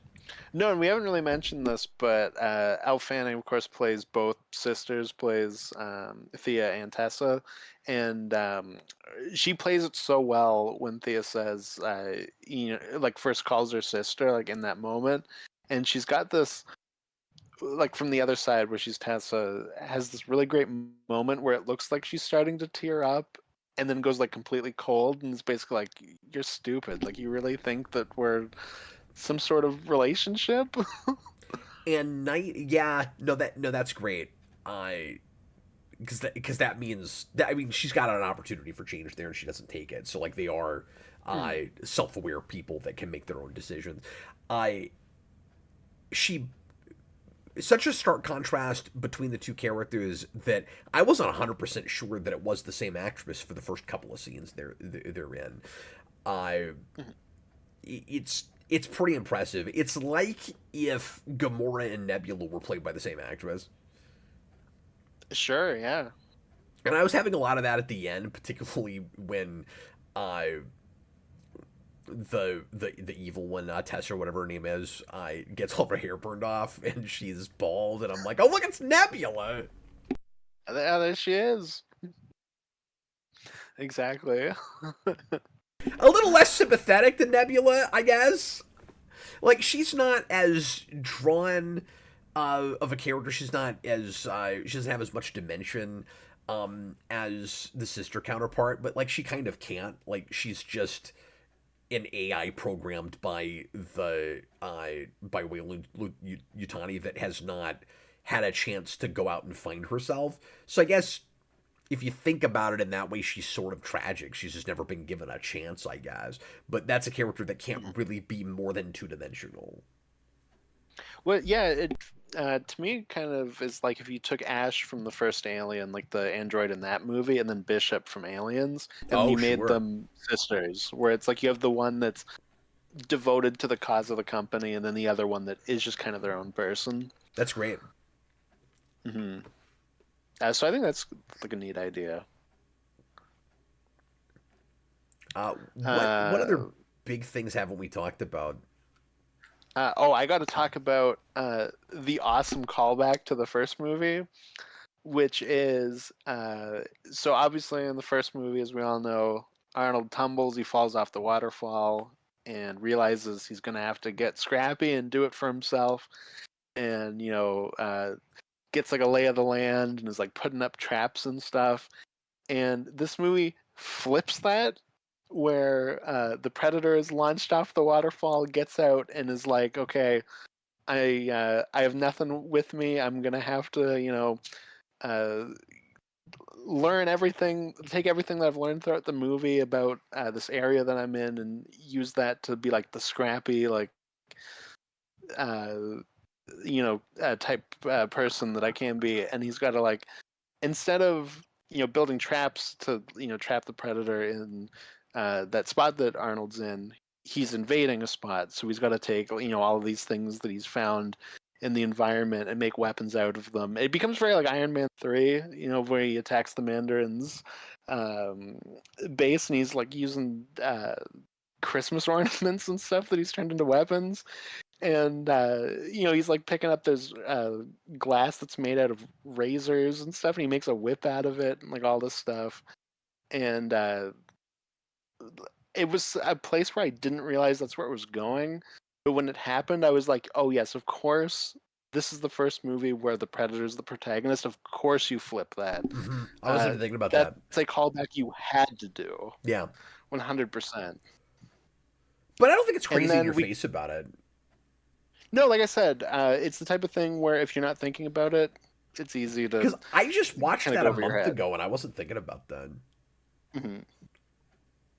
Well, it was just earlier on in the movie they go to that waterfall, and I was like, oh, it's like the waterfall from the first movie. And then when that That's happens, I was like, true. oh my god, we're into the climax of the first Predator, but flipped. This is the greatest thing ever. This is awesome. And we also kind of flipped the power loader fight thing from Alien, where now it's a villain and a power loader. So there's kind of like a callback. Sorry, That's not to true. Alien, to Alien. Aliens, So yeah. like there's kind of a callback to that, but it's also not really like in your face, and it's also very different kind of machine. Like it's just also like a big mech suit. Yeah, and that was really appropriate. Well, and it's also just fun to see like a robot using a robot. I Yeah, and it's cool to be on the other end of it, where it's like we always recreate the power loader fight from Aliens, but we just do it again. Like it's cool that we're on the flip side of it, where it's like now that's scary. well, again, thematically, it's kind of neat because the idea is, I ostensibly those should be the good guys. I because they're the closest to like our human characters that we have, and like in their minds, they're the establishment, and these are the like or the predator anyway is like the foreign threat that's getting in the way and ruining their plans, and I. I like the way that's visualized, and we've seen this before. It's an old trope, but I think it works really well here. Where, particularly because she's not wearing the entire movie, where we have our villain wearing white and our good guy girl wearing black. Mhm. You gotta have Yeah, that. I also, and I know I'm talking about Star Trek a lot. But I also think it's funny just how much Borg Queen is in this movie. It's ridiculous. Like when she is like go back to Star Trek First Contact. There's no way he's not thinking about that with this movie because Thea, if when we first see her, is broken in half, and that's the I don't think the break off is in exactly the same place, but it's similar. When we first meet the Borg Queen, she's like a torso. She comes down from the ceiling and she comes up into her midsection, and we're waiting the whole movie for that to happen with Thea.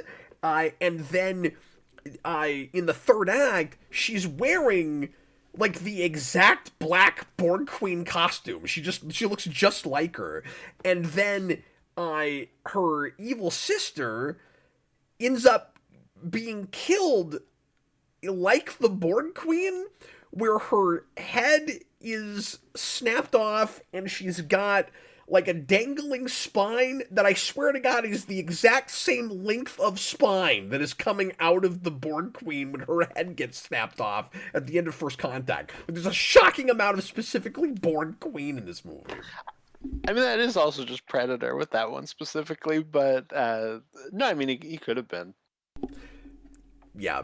Well, that might have been coincidence, but given that it's a female robot. Mm. No, for sure. And I was just that one was already thinking about that the whole way through. Hey, do you think some of the torso stuff is too slapstick? Because it worked okay to me. We're like she's controlling her own torso, and I like all the setup for that and like the rules with it, where we make it clear like why she's able to control her legs in certain places and not in other places. And at the end, there's a place where she is like disconnected and she's controlling her legs and she's beating up Weyland-Yutani androids with it, and then she gives herself a high five, like her hand and her foot have a high five, and I feel like I should not have liked that, but I thought it was pretty great actually. That made me laugh. I thought that was a nice moment. That got a big laugh after my theater the second time, and one guy got like very excited when it was that slow-mo shot of the legs like kicking somebody, and then the other android like slaps his head off with a crowbar. He was just like, "Yeah!" That's really funny. I was like, "Well, that guy's really into this scene." But no, I thought some of the comedy with that stuff was pretty natural. Both with like kind of the, like you said, like kind of like slapsticky stuff. Like I like when he's like throwing her around and stuff, and just the comedic bits you get with the Predator in general, I think, are all pretty well handled. Yeah, like that bit of levity that really breaks the ice between them when he says something along the lines of like, you need to find your legs, and then she makes him repeat it again. Just the timing of that is really good. Yeah, well, and there's also just stuff that I was really laughing at, where it's just kind of naturally funny, but we're not like making fun of like the Predator. Like we're not stopping and being like, I can't believe you just said that. But like that kind of warrior culture thing that's just kind of can be naturally funny, like in a situation like this, where it's like, oh, we had this crazy adventure. Like, what was your favorite part? Oh, it was when I stabbed this thing in the brain and its blood like sprayed all over my face. And it's like some of that stuff's just kind of naturally funny. Yeah, it's fun just because that's what he'd say. Exactly, yeah. Like it doesn't feel like we're making jokes out of them. It's just that's just kind of naturally funny. Now, I will say to Carl Maxey's point earlier, where he felt like it kind of took the teeth away from the Predator, like humanizes him too much.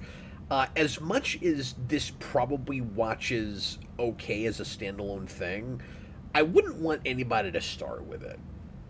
Like you do want to get the experience of the Predator as this mysterious, scary threat that's in the background, and particularly with the cloaking device and all of that, before you actually go to, like, I do think this is kind of a intermediate, like sophomore or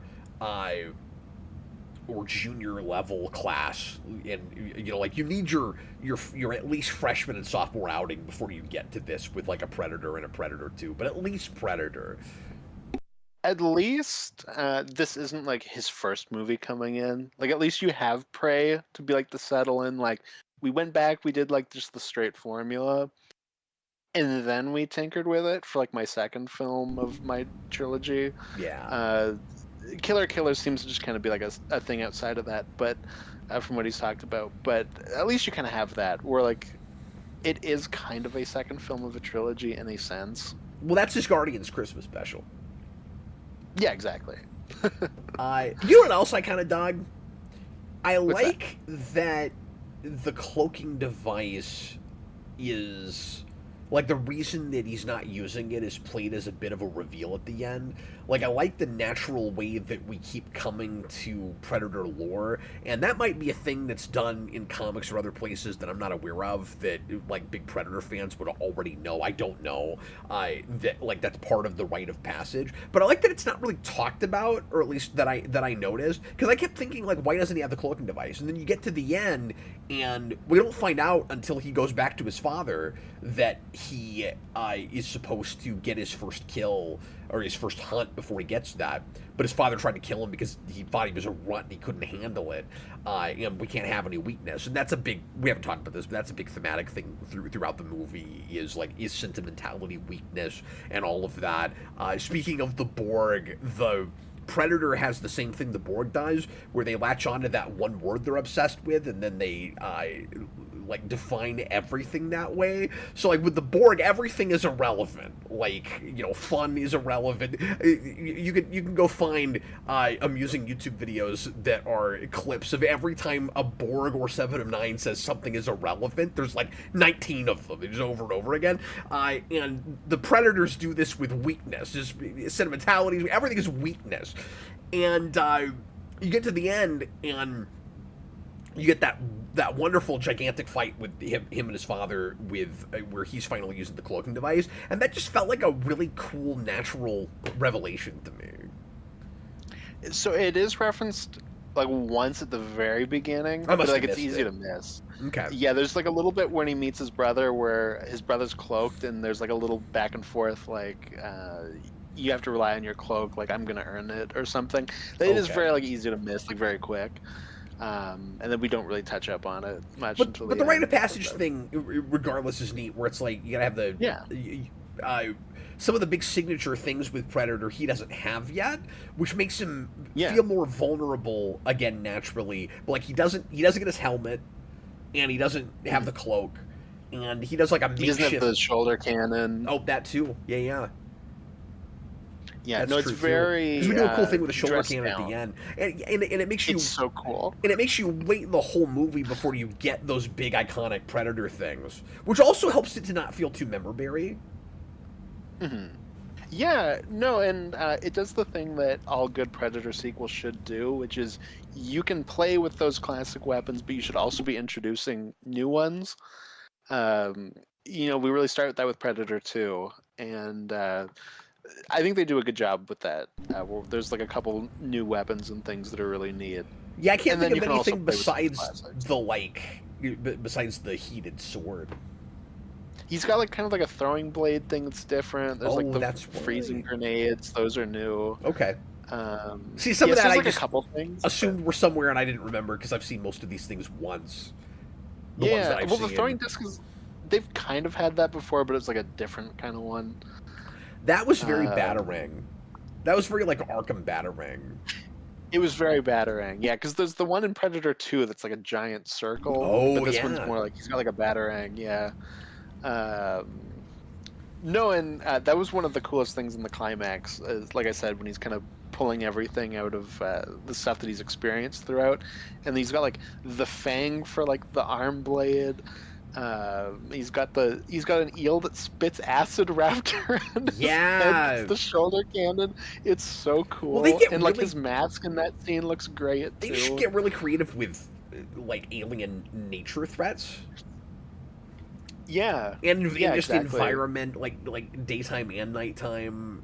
Like none of that stuff is phoned in. Mm-hmm. No, exactly. No, it has a lot of fun with stuff. Everything in this planet sucks and wants to kill you. Yeah. I was disappointed that because he's in the wilderness, there's no place where he can go to a bathroom sink and wash off his weapons. I was a little disappointed that couldn't happen. Where he injects himself with drywall. I forgot about that. It's one of my favorite scenes in any movie. I gotta rewatch that. I've seen that one time years ago. He melts down a bunch of drywall and then injects himself with it. It's really funny. It's so good. Yeah. Well, that's also is one of the greatest F-bombs in any movie, where the Predator runs out of the bathroom and the old lady screams, and then Danny Glover runs out of the bathroom and he's like, "Don't worry, I'm a cop," and she goes, "I don't think he gives a F." Forgot about that. That's great. Yeah, that's a great movie. When we did Sign Flips, I don't think I actually gave a worse thing with this. Oh, maybe not. Yeah, I What's your forget. worst thing? Well, I struggled with it because, I mean, not a lot. It was pretty tight. Like I said, on a second viewing, it could end up being just how humanized this predator ends up being. I'm not sure yet, but all I can think of are pretty minor things like there's some like CGI integration that I don't think is great. Like there's a few places where it jumped out to me a bit, but like overall, yeah. I thought the effects with this were quite good.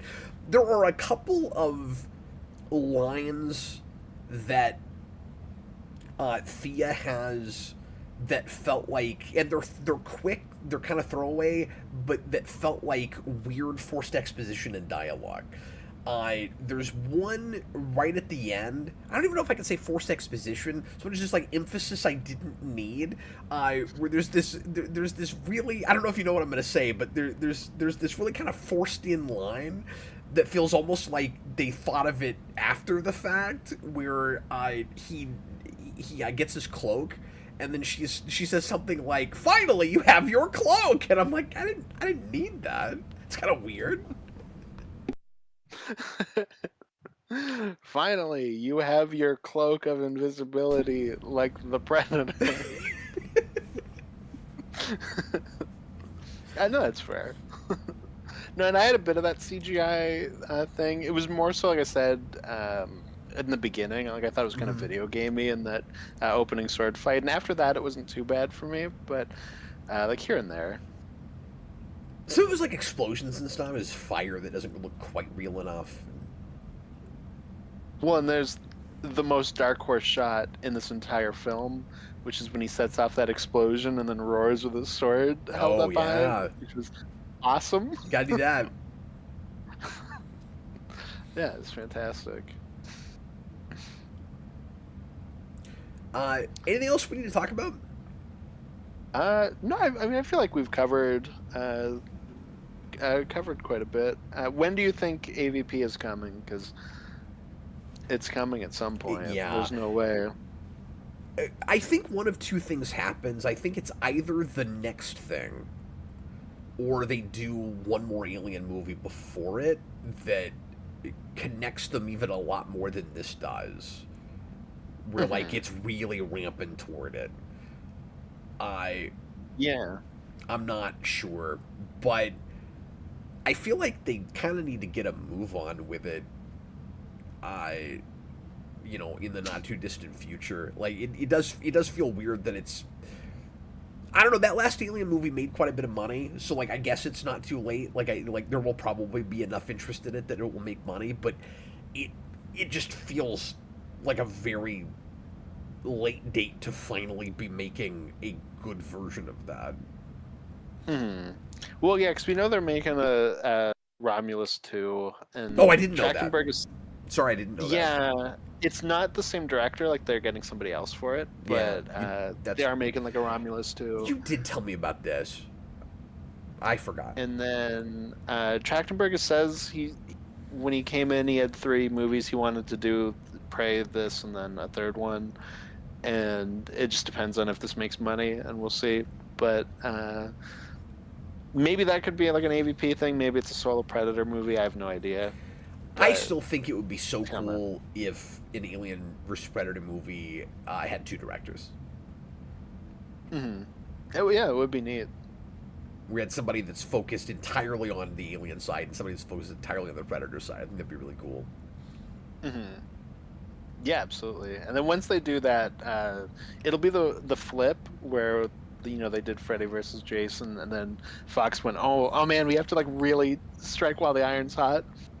We'll get like a remake of Freddy versus Jason after they do AVP. You know who the biggest loser in all of this is? Who? Dark Horse. Yeah. You know, we're sitting here Yeah. finally seeing what feels like an honest-to-God Dark Horse comic brought to the big screen, and they don't even have it anymore. Like, they can't reap the benefits of this in any way. And the stuff that Marvel is publishing, I'm sure some of it they're trying to make look as Dark Horse as they can, and it's not even Dark Horse anymore. I wonder if that prequel series is any good, because they did a prequel mini for it. I don't know.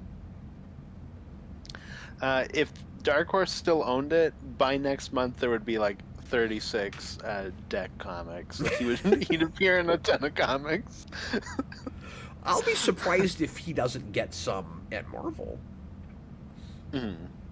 I don't know. I feel like Marvel's weirder on that stuff. Like, I don't know that they jump into that as much as Dark Horse was. Like, they did with Star Wars. But, like, there wasn't a million Mandalorian comics. Like, well, there would have been true. under Dark Horse. That, like, but we spun off everybody from the sequel trilogy. Like, Poe Dameron had his own book. Like, I say everybody. I guess too. Finn didn't. But, like, they did, like, all these random books, and, like, they made up new stuff specifically based pretty hard on those sequels, like Dr. Aphra and all of that. Like, yeah, because Dark Horse would take like an extra in a movie and then have like 100 issues about them. Well, I was surprised when we reviewed the first AVP mini to look at a list of just how much specifically AVP there is. Yeah, there's a ton. Not to mention just Alien and just Predator by themselves. And then, of course, there's all the insane amount of crossover. Yeah, well, like I said, in that, like, they had it long enough that they were making Predator versus Prometheus comics. Like, Dark Horse, man, they were on the grind. Also, unless I'm mistaken, I'm pretty sure in the Predator's skull room in this movie, there's a Independence Day alien skull. Do not connect these. Do not add that to this franchise.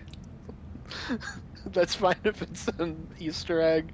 It does not need to be in this world. No, that is an Easter egg is fun. Yeah. But I don't know. Can I meet you in the middle and say if somebody wanted to do that as a comic mini, I'd buy that. I would. Fair enough. I really don't like Independence Day, so I'm like, I don't want to be like latched onto that. So, but that's fair. If it was like a comic miniseries, that's fine. Yeah, I don't know. It's a stupid nostalgic thing for me. Like, Independence Day is not good. Like, absolutely. I think there's cool stuff you could do with it, maybe. But yeah, I would be fine with that as a comic mini. I certainly wouldn't want them to do anything with it in film. Well, I just think of like, I did not notice that helmet. That is cool that they even thought to do that. I have like a Final Destination like nightmare moment where it's like I see the future and I'm like, do not have it be that, you know, Weyland-Yutani and all this stuff got started because of the like Independence Day 2. Like, we have the alien technology stuff. Like, these do not need to be connected. Yeah, no, I agree with you there. Well, you want the genesis of it to be a massively inferior franchise. Yeah. No, we should do like Die Hard versus Alien versus Predator before that. Like have that. Like, he opens up the skull cabinet and it says John McClane under it, just a human skull. Well, if you finally find a way to canonically connect it to Terminator, I'm fine with that. Like, I've always liked all that stuff being in the same world. I just do Planet of the Apes. Yes. I don't even know who owns Terminator at this point. No, I know it's not Disney. No, it's probably not possible. Because it might be Gale Ann Hurd, but I'm not sure. But no, I'm with you with Planet of the Apes. I want Predator on the Planet of the Apes. Yeah, 100%. That's the correct title. I want to see Deck on the Planet of the Apes. Deck on the Planet of the Apes. Well, that's another thing that's kind of funny is I was thinking about this on the way home, where it's like the third act, like I said, also the first movie, but kind of reminded me of Iron Man 3, which is Shane Black who did The Predator. Yep. But then also the kind of action adventure thing that this is doing really filled the hole that I thought the last Planet of the Apes movies kind of dropped for me. And obviously that was Matt Reeves who did Cloverfield, and then Dan Trachtenberg did 10 Did Cloverfield Cloverfield Lane. Lane, yeah. So there's like a whole weird connection in my brain of things. That's so strange. It's interesting to nobody, but it was interesting to me. Well, real quick before we finish up, I elaborate on that a little bit. How did you feel like this like stuck the landing better than Planet of the Apes did? My thing with Planet of the Apes, because they're both just like similar kind of action adventure films, with Yeah. the fourth movie they did make and this. And the Planet of the Apes one, the fourth one, just felt like the reheated like seconds of that initial trilogy. So I was like, oh, like I feel like everything that this is doing was done better in the other ones. Yeah, you said that when we reviewed it. And I think they That's missed true. a giant opportunity because those movies go into so much, not just the reboot trilogy, but Planet of the Apes as a whole, of like the evils of man type thing. And I think they missed a giant opportunity when the main woman in that pulls out the gun on the villain, that she doesn't just gun him down like right there. And instead we have like a stupid fight where like birds kill him. That should have been like a dark moment of like, oh man, they really do bring the destruction. Like maybe this place could have been okay. I'll have to But see it here again. we I remember come. thinking that was set up okay. I mean, that was like a payoff moment. Maybe it's a bad one, Mhm. but it didn't seem like it when I was watching it. I mean, it might be like a payoff moment in that movie. I just think that would fit the series better. Sure. But yeah, I don't know. It's more so just, it kind of just felt like I've got like nothing else to say on the series, but we got to keep it going. Yeah, and it didn't feel done, so it shouldn't feel that way. Like I Mhm. said, I didn't have that as much when I watched it, but I mean, you made some compelling arguments. I've been a little bit concerned about going back to it, but But we have to do a retrospective on the original series because I think that'd be fascinating. yeah, we've talked about Uh, that for a while now. We do need to mhm. do that. Yeah, no, and I think that'd be like a better one to just kind of tackle the sequels together.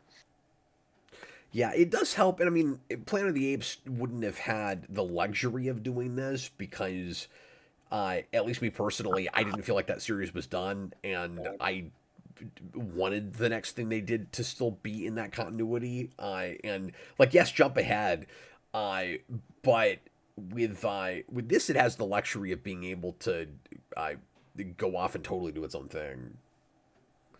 Yeah, we don't even have to continue off of this. Like I even kind of don't want them to. I'm well, sort of it like kind of fits the trajectory of the rest of the series. Like we constantly leave things in like a weird cliffhangery place, and then just go to something you know why I else. like that? Because they're movies. Yeah. You know, it's one of the few franchises that can have a lot of entries that's not chapters. That like Mm. it's kind of anthology, It's and absolutely even anthology. even Alien is not like that. Mm. Yeah. There are Well, because places where it Alien. jumps around to a different place, but like the first four movies are Ripley, and then when we get to Covenant, it's a sequel to Prometheus. Like, they're always building on each other in some way.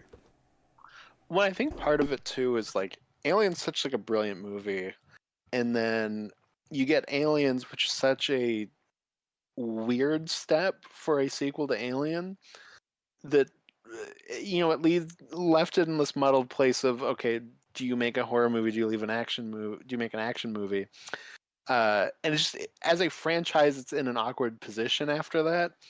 While Predator, I think from the get go, even if that's like a very standalone movie, feels like it has a ton of franchise potential because you go, oh, you could just dump this thing into anything. Yeah, and so then it's franchise in that you can keep telling all these different one-off stories where it just goes and finds something else to fight. And we said at the beginning of this that it's kind of fun how different this is from the original Predator. That it's a totally different kind of movie, but like it is and it isn't, right? Because like it's totally different in that, well, it's in the future and it's doing a lot of alien stuff and it's on a barren, crazy planet. And so like it's very different than, and there's no humans in it at all. You're following the Predator. Like it's very different on that level, but it's in the same broad genre in that it's a like just badass fun sci-fi popcorn movie.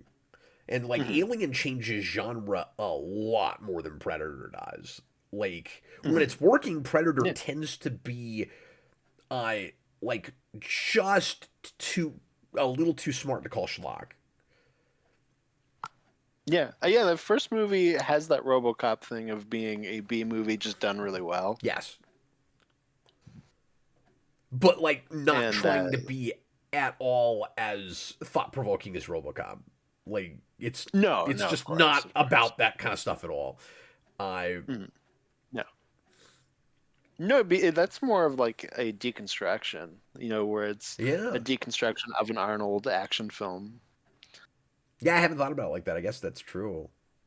Well, because that's how it starts, and then it like slowly dissolves into a slasher film as it goes along. Like it rips kind of your Commando movie or whatever apart.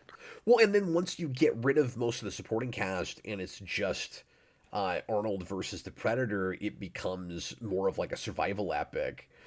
And and that's my favorite stuff in that, is once it's just down to the two of them. And then it becomes like decades before it, like a Revenant or something. Like imagine if the whole movie had been that. Well, yeah, it's like you rip those pieces off, of your Arnold action film until it's just the most primal, just this dude and this alien, and they're gonna punch each other. Well, I've never thought about this before, but I guess the analysis that I would give it is, most stories, I guess all stories fall in some way into the three models of man versus man, man versus nature, man versus himself. And the Predator, you could argue, is in its way a man versus man story that Arnold thinks is a man versus nature story. Because the Predator is actually a man, but from another planet, and he thinks he's fighting a mindless creature. And this movie is, in its way, kind of that, although it's kind of man versus man and man versus nature. Because there is a lot of natural things that the Predator himself is fighting all through it. Yeah, it's a man versus nature story that becomes man versus man by the end. Yes. Yeah, no, absolutely. The only other thing I had to bring up, and this is super fanboy and nobody's gonna care, but I thought it was interesting that we have like a whole wolf motif in this. Oh yeah, we didn't talk about that. And one of the best predators in the movies is from one of the worst movies, which is Requiem, and the predator in that is named Wolf, and he has a weapon that I've always thought was one of the coolest things we never brought back, which is like a razor whip. And then this one like makes his own out of the razor grass, and I was like, oh, that's cool. He's got like a wolf thing. He's got the razor whip. But boy, they went. Yeah. That's great. I didn't know that. Well, it's funny because like I keep thinking, oh, I've seen all the Predator movies except for like one. And then, I haven't seen the AVP movies. I guess those count because there's predators in them. Like, I never even think about them. Like, we talked over Alien vs. Predator, but, like, I haven't really sat down and watched that movie. And they're not connected. Like, they are completely divorced at this point. They went so hard on the sound effects with the razor grass. Like, the way they snap. And we didn't talk about soundtrack. That's great. Soundtrack could have been my best thing. It is really good. I do wish we kept the Predator theme, but like I can live without it. I do think the music in this was really good. That's fair. I could be obnoxious about it and say that the Predator theme only works from a human perspective, and that if the Predator himself is the main character, that it shouldn't have that theme because you're looking at it through a different lens. I could throw that at you, I guess. But because I actually have an answer for that, which is the place that I would put it in is when we're watching the androids set things up to leave. Oh, That's sure. the place I would have put the theme, and that would have fit with what you're saying. Well, and but I guess I want to amend that and say like not soundtrack so much as sound design. I was just really impressed with what this movie sounded like. We also had a shockingly loud theater, and I'm not sure if this is just a loud movie or if they went just to town with how loud the speakers were in my particular theater, because there were certain previews that were way louder than the other previews that seemed like kind of too loud. It was like, you guys need to back that off. That's not what this is supposed to sound like. And so, please mute the Avatar 3 trailer. Yeah, and you can even turn the screen off during that too. That'd be fine. Exactly, you can go blank. It's fine. That'd be fine. Did you see the trailer for Bride? Yes. See that looks crazy with that exclamation point where they've got Christian Bale as the Frankenstein monster. That looks insane. No, I'm excited for that because it looks so different. I'm like, I don't know if it'll be good, but I'm interested. It looks like it could go either way. It looks like it could be terrible but entertaining. Or it could just... No, I think it could go anyway. Yeah, or it could just surprise us and actually end up being like a real good but weird out there piece. I don't know. Mm-hmm. And then Chris Pratt is I hadn't heard source code apparently. Anything about that? I didn't know that. Oh, I didn't see that. I don't know if you got that trailer. No, I didn't get that trailer. Oh yeah, there's a trailer where it's like Chris Pratt's like in a chair, and Rebecca Ferguson's like a computer, and she's like, "Oh, you're wanted for killing your husband or your wife," and you have to like go through like computer stuff to like figure out who did it. And I was like, this seems very source code, but it could be cool. I don't know. Okay. Well, that's a movie that sadly doesn't hold up. Yeah, it really falls apart at a certain point. I loved that when it came out. I was calling him my favorite director for a while, and now I've realized I like one movie he's made, so... Well, you still have to see Warcraft. When you see Warcraft, you'll be like, this is my favorite movie now. I've avoided that for a reason. There's good stuff in Warcraft. It's not entirely a dud. That's not even the kind of thing I want to see him doing. No, you're gonna watch Warcraft. You're gonna be like, I'm gonna base my entire personality off of this Warcraft movie. Well, and I've heard he made a sequel to Moon that's like unbearably bad, and so I've avoided that as well. I didn't even know that. Yeah, I think it was one of those kind of backdoor things where you weren't supposed to right away know that it was a sequel, or people just didn't know it when it came out. I'm not sure, but it is in the same universe, and I've heard nothing but terrible things. So I haven't even seen Moon. I've only seen Warcraft and Source Code. Oh, so Moon's one of my favorite movies. Mm-hmm. That does hold up. That I think you would appreciate. But as well as Warcraft? Well, you like Sam Rockwell a lot. I do like Sam Rockwell, and I didn't know he was in that. Oh, that makes me more interested. He's not only in it, he plays like clones of himself. He plays the titular Moon. No, but he plays. I mean, there's multiple Sam Rockwells in that movie. Do they all dance? No, but that's my favorite Sam Rockwell performance. He's incredible in that. Okay, I'll have to check that out. I just know with Sam Rockwell that is like a thing is that he insists on dancing in every movie that he's in. I think he does dance in that, but I don't know that all of them dance in that. They should have had all of them dance, but that's okay. I say all of them. I realize I'm like spoiling stuff for you for that movie, so I'm trying to keep. That's the big twist at everything empty. No, it's not the end. It's not the end. Well, anyway, Austin doesn't care when I give him spoilers, but I do. I always feel bad about it. He'll be like, I don't care about spoilers. I'm like, yeah, but I don't like that I spoiled that for you. I don't even care about like if it's a movie I'm super excited about and I don't know anything about it and somebody spoils it for me. I don't even care. I know I you're have the only person I know that always has that. well I cuz yeah, for sure. And then I heard Stephen King talk about it and I realized I have the same thing that he does with it where he's talked about it like well if it's a good story you can't spoil it like at the end of the day. And he's like, people will tell me, don't spoil something, and I'm like, F you, like you can't spoil it.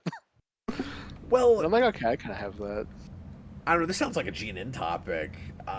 We can maybe get a whole video out of this, but Yeah. real quick, I'll just say I think he's right if we're real literal about the word spoil. So like you can't spoil the movie in that you should still appreciate it if it's working, but you can spoil it in the sense that you don't get to have the experience of being surprised by it. hmm Yeah, I guess I've just never really had like that kind of a thing. I don't know. Yeah, like I just like I when the movie gives me certain things as opposed to like a person telling me it's coming when I walk into a thing. Where I can take it on its own terms. Like I'm real big on I want to experience the movie the way it wants me to. That's a big thing for me. hmm I don't like No, to for feel sure. like I have one up on the movie because I feel like that's unfair to it. hmm No, I like to be spoiled, and I like to then watch the movie on like an Apple Watch. Where you're like, screw you, movie. I know everything about you, and I'm watching you on like a 1-inch screen. You do you, man. Exactly. That's how I own Cinephiles. Well, joke's on you. I like to avoid Apple in any way possible, so I'm not even gonna look at it on an Apple Watch. No, I'm kidding. I do use iPads, but that's about it. No, somebody told me about a show that Vince Gilligan is doing on Apple Plus that's apparently really good, and Oh, I heard about that. okay, but it's on Apple. Like I don't want to have to subscribe to that in order to watch a Vince Gilligan show. So I don't know if I'll ever see that or if I'll see it before it comes out some other way.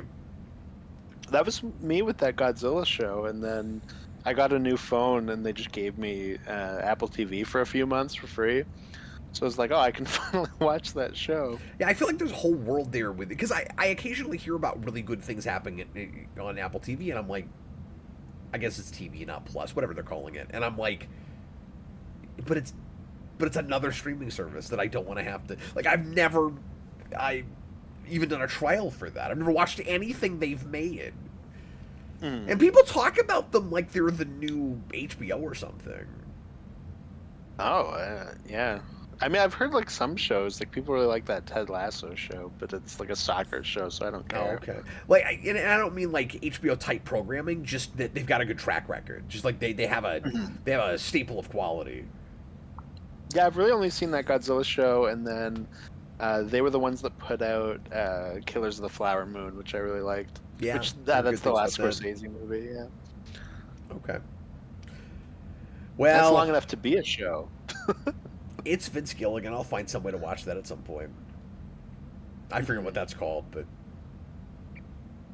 Yeah, it's called like I've heard that's amazing. it starts with a P. It's like pluribus or yes. something. I don't know. Yeah, it's something like that.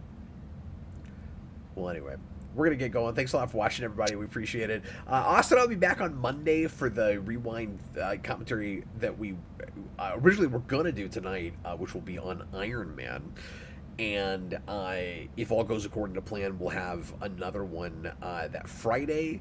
And we'll announce what that is on Monday. There's still time to vote in the poll there if you're a Patreon producer at the $10 tier for Superhero Rewind. And everybody have a good weekend. We'll see you in just a couple days. I was Captain Logan. This was Austin. The day goes. And because of our switch up, I have to keep reminding myself it's Friday. So I keep being like, "Oh, I got a day off tomorrow. It's Tuesday. Oh, wait a minute. No, it's Saturday." I'm gonna mess up your whole weekend with this. Exactly. All right, thanks everybody. We'll see you later. Bye, folks. See ya.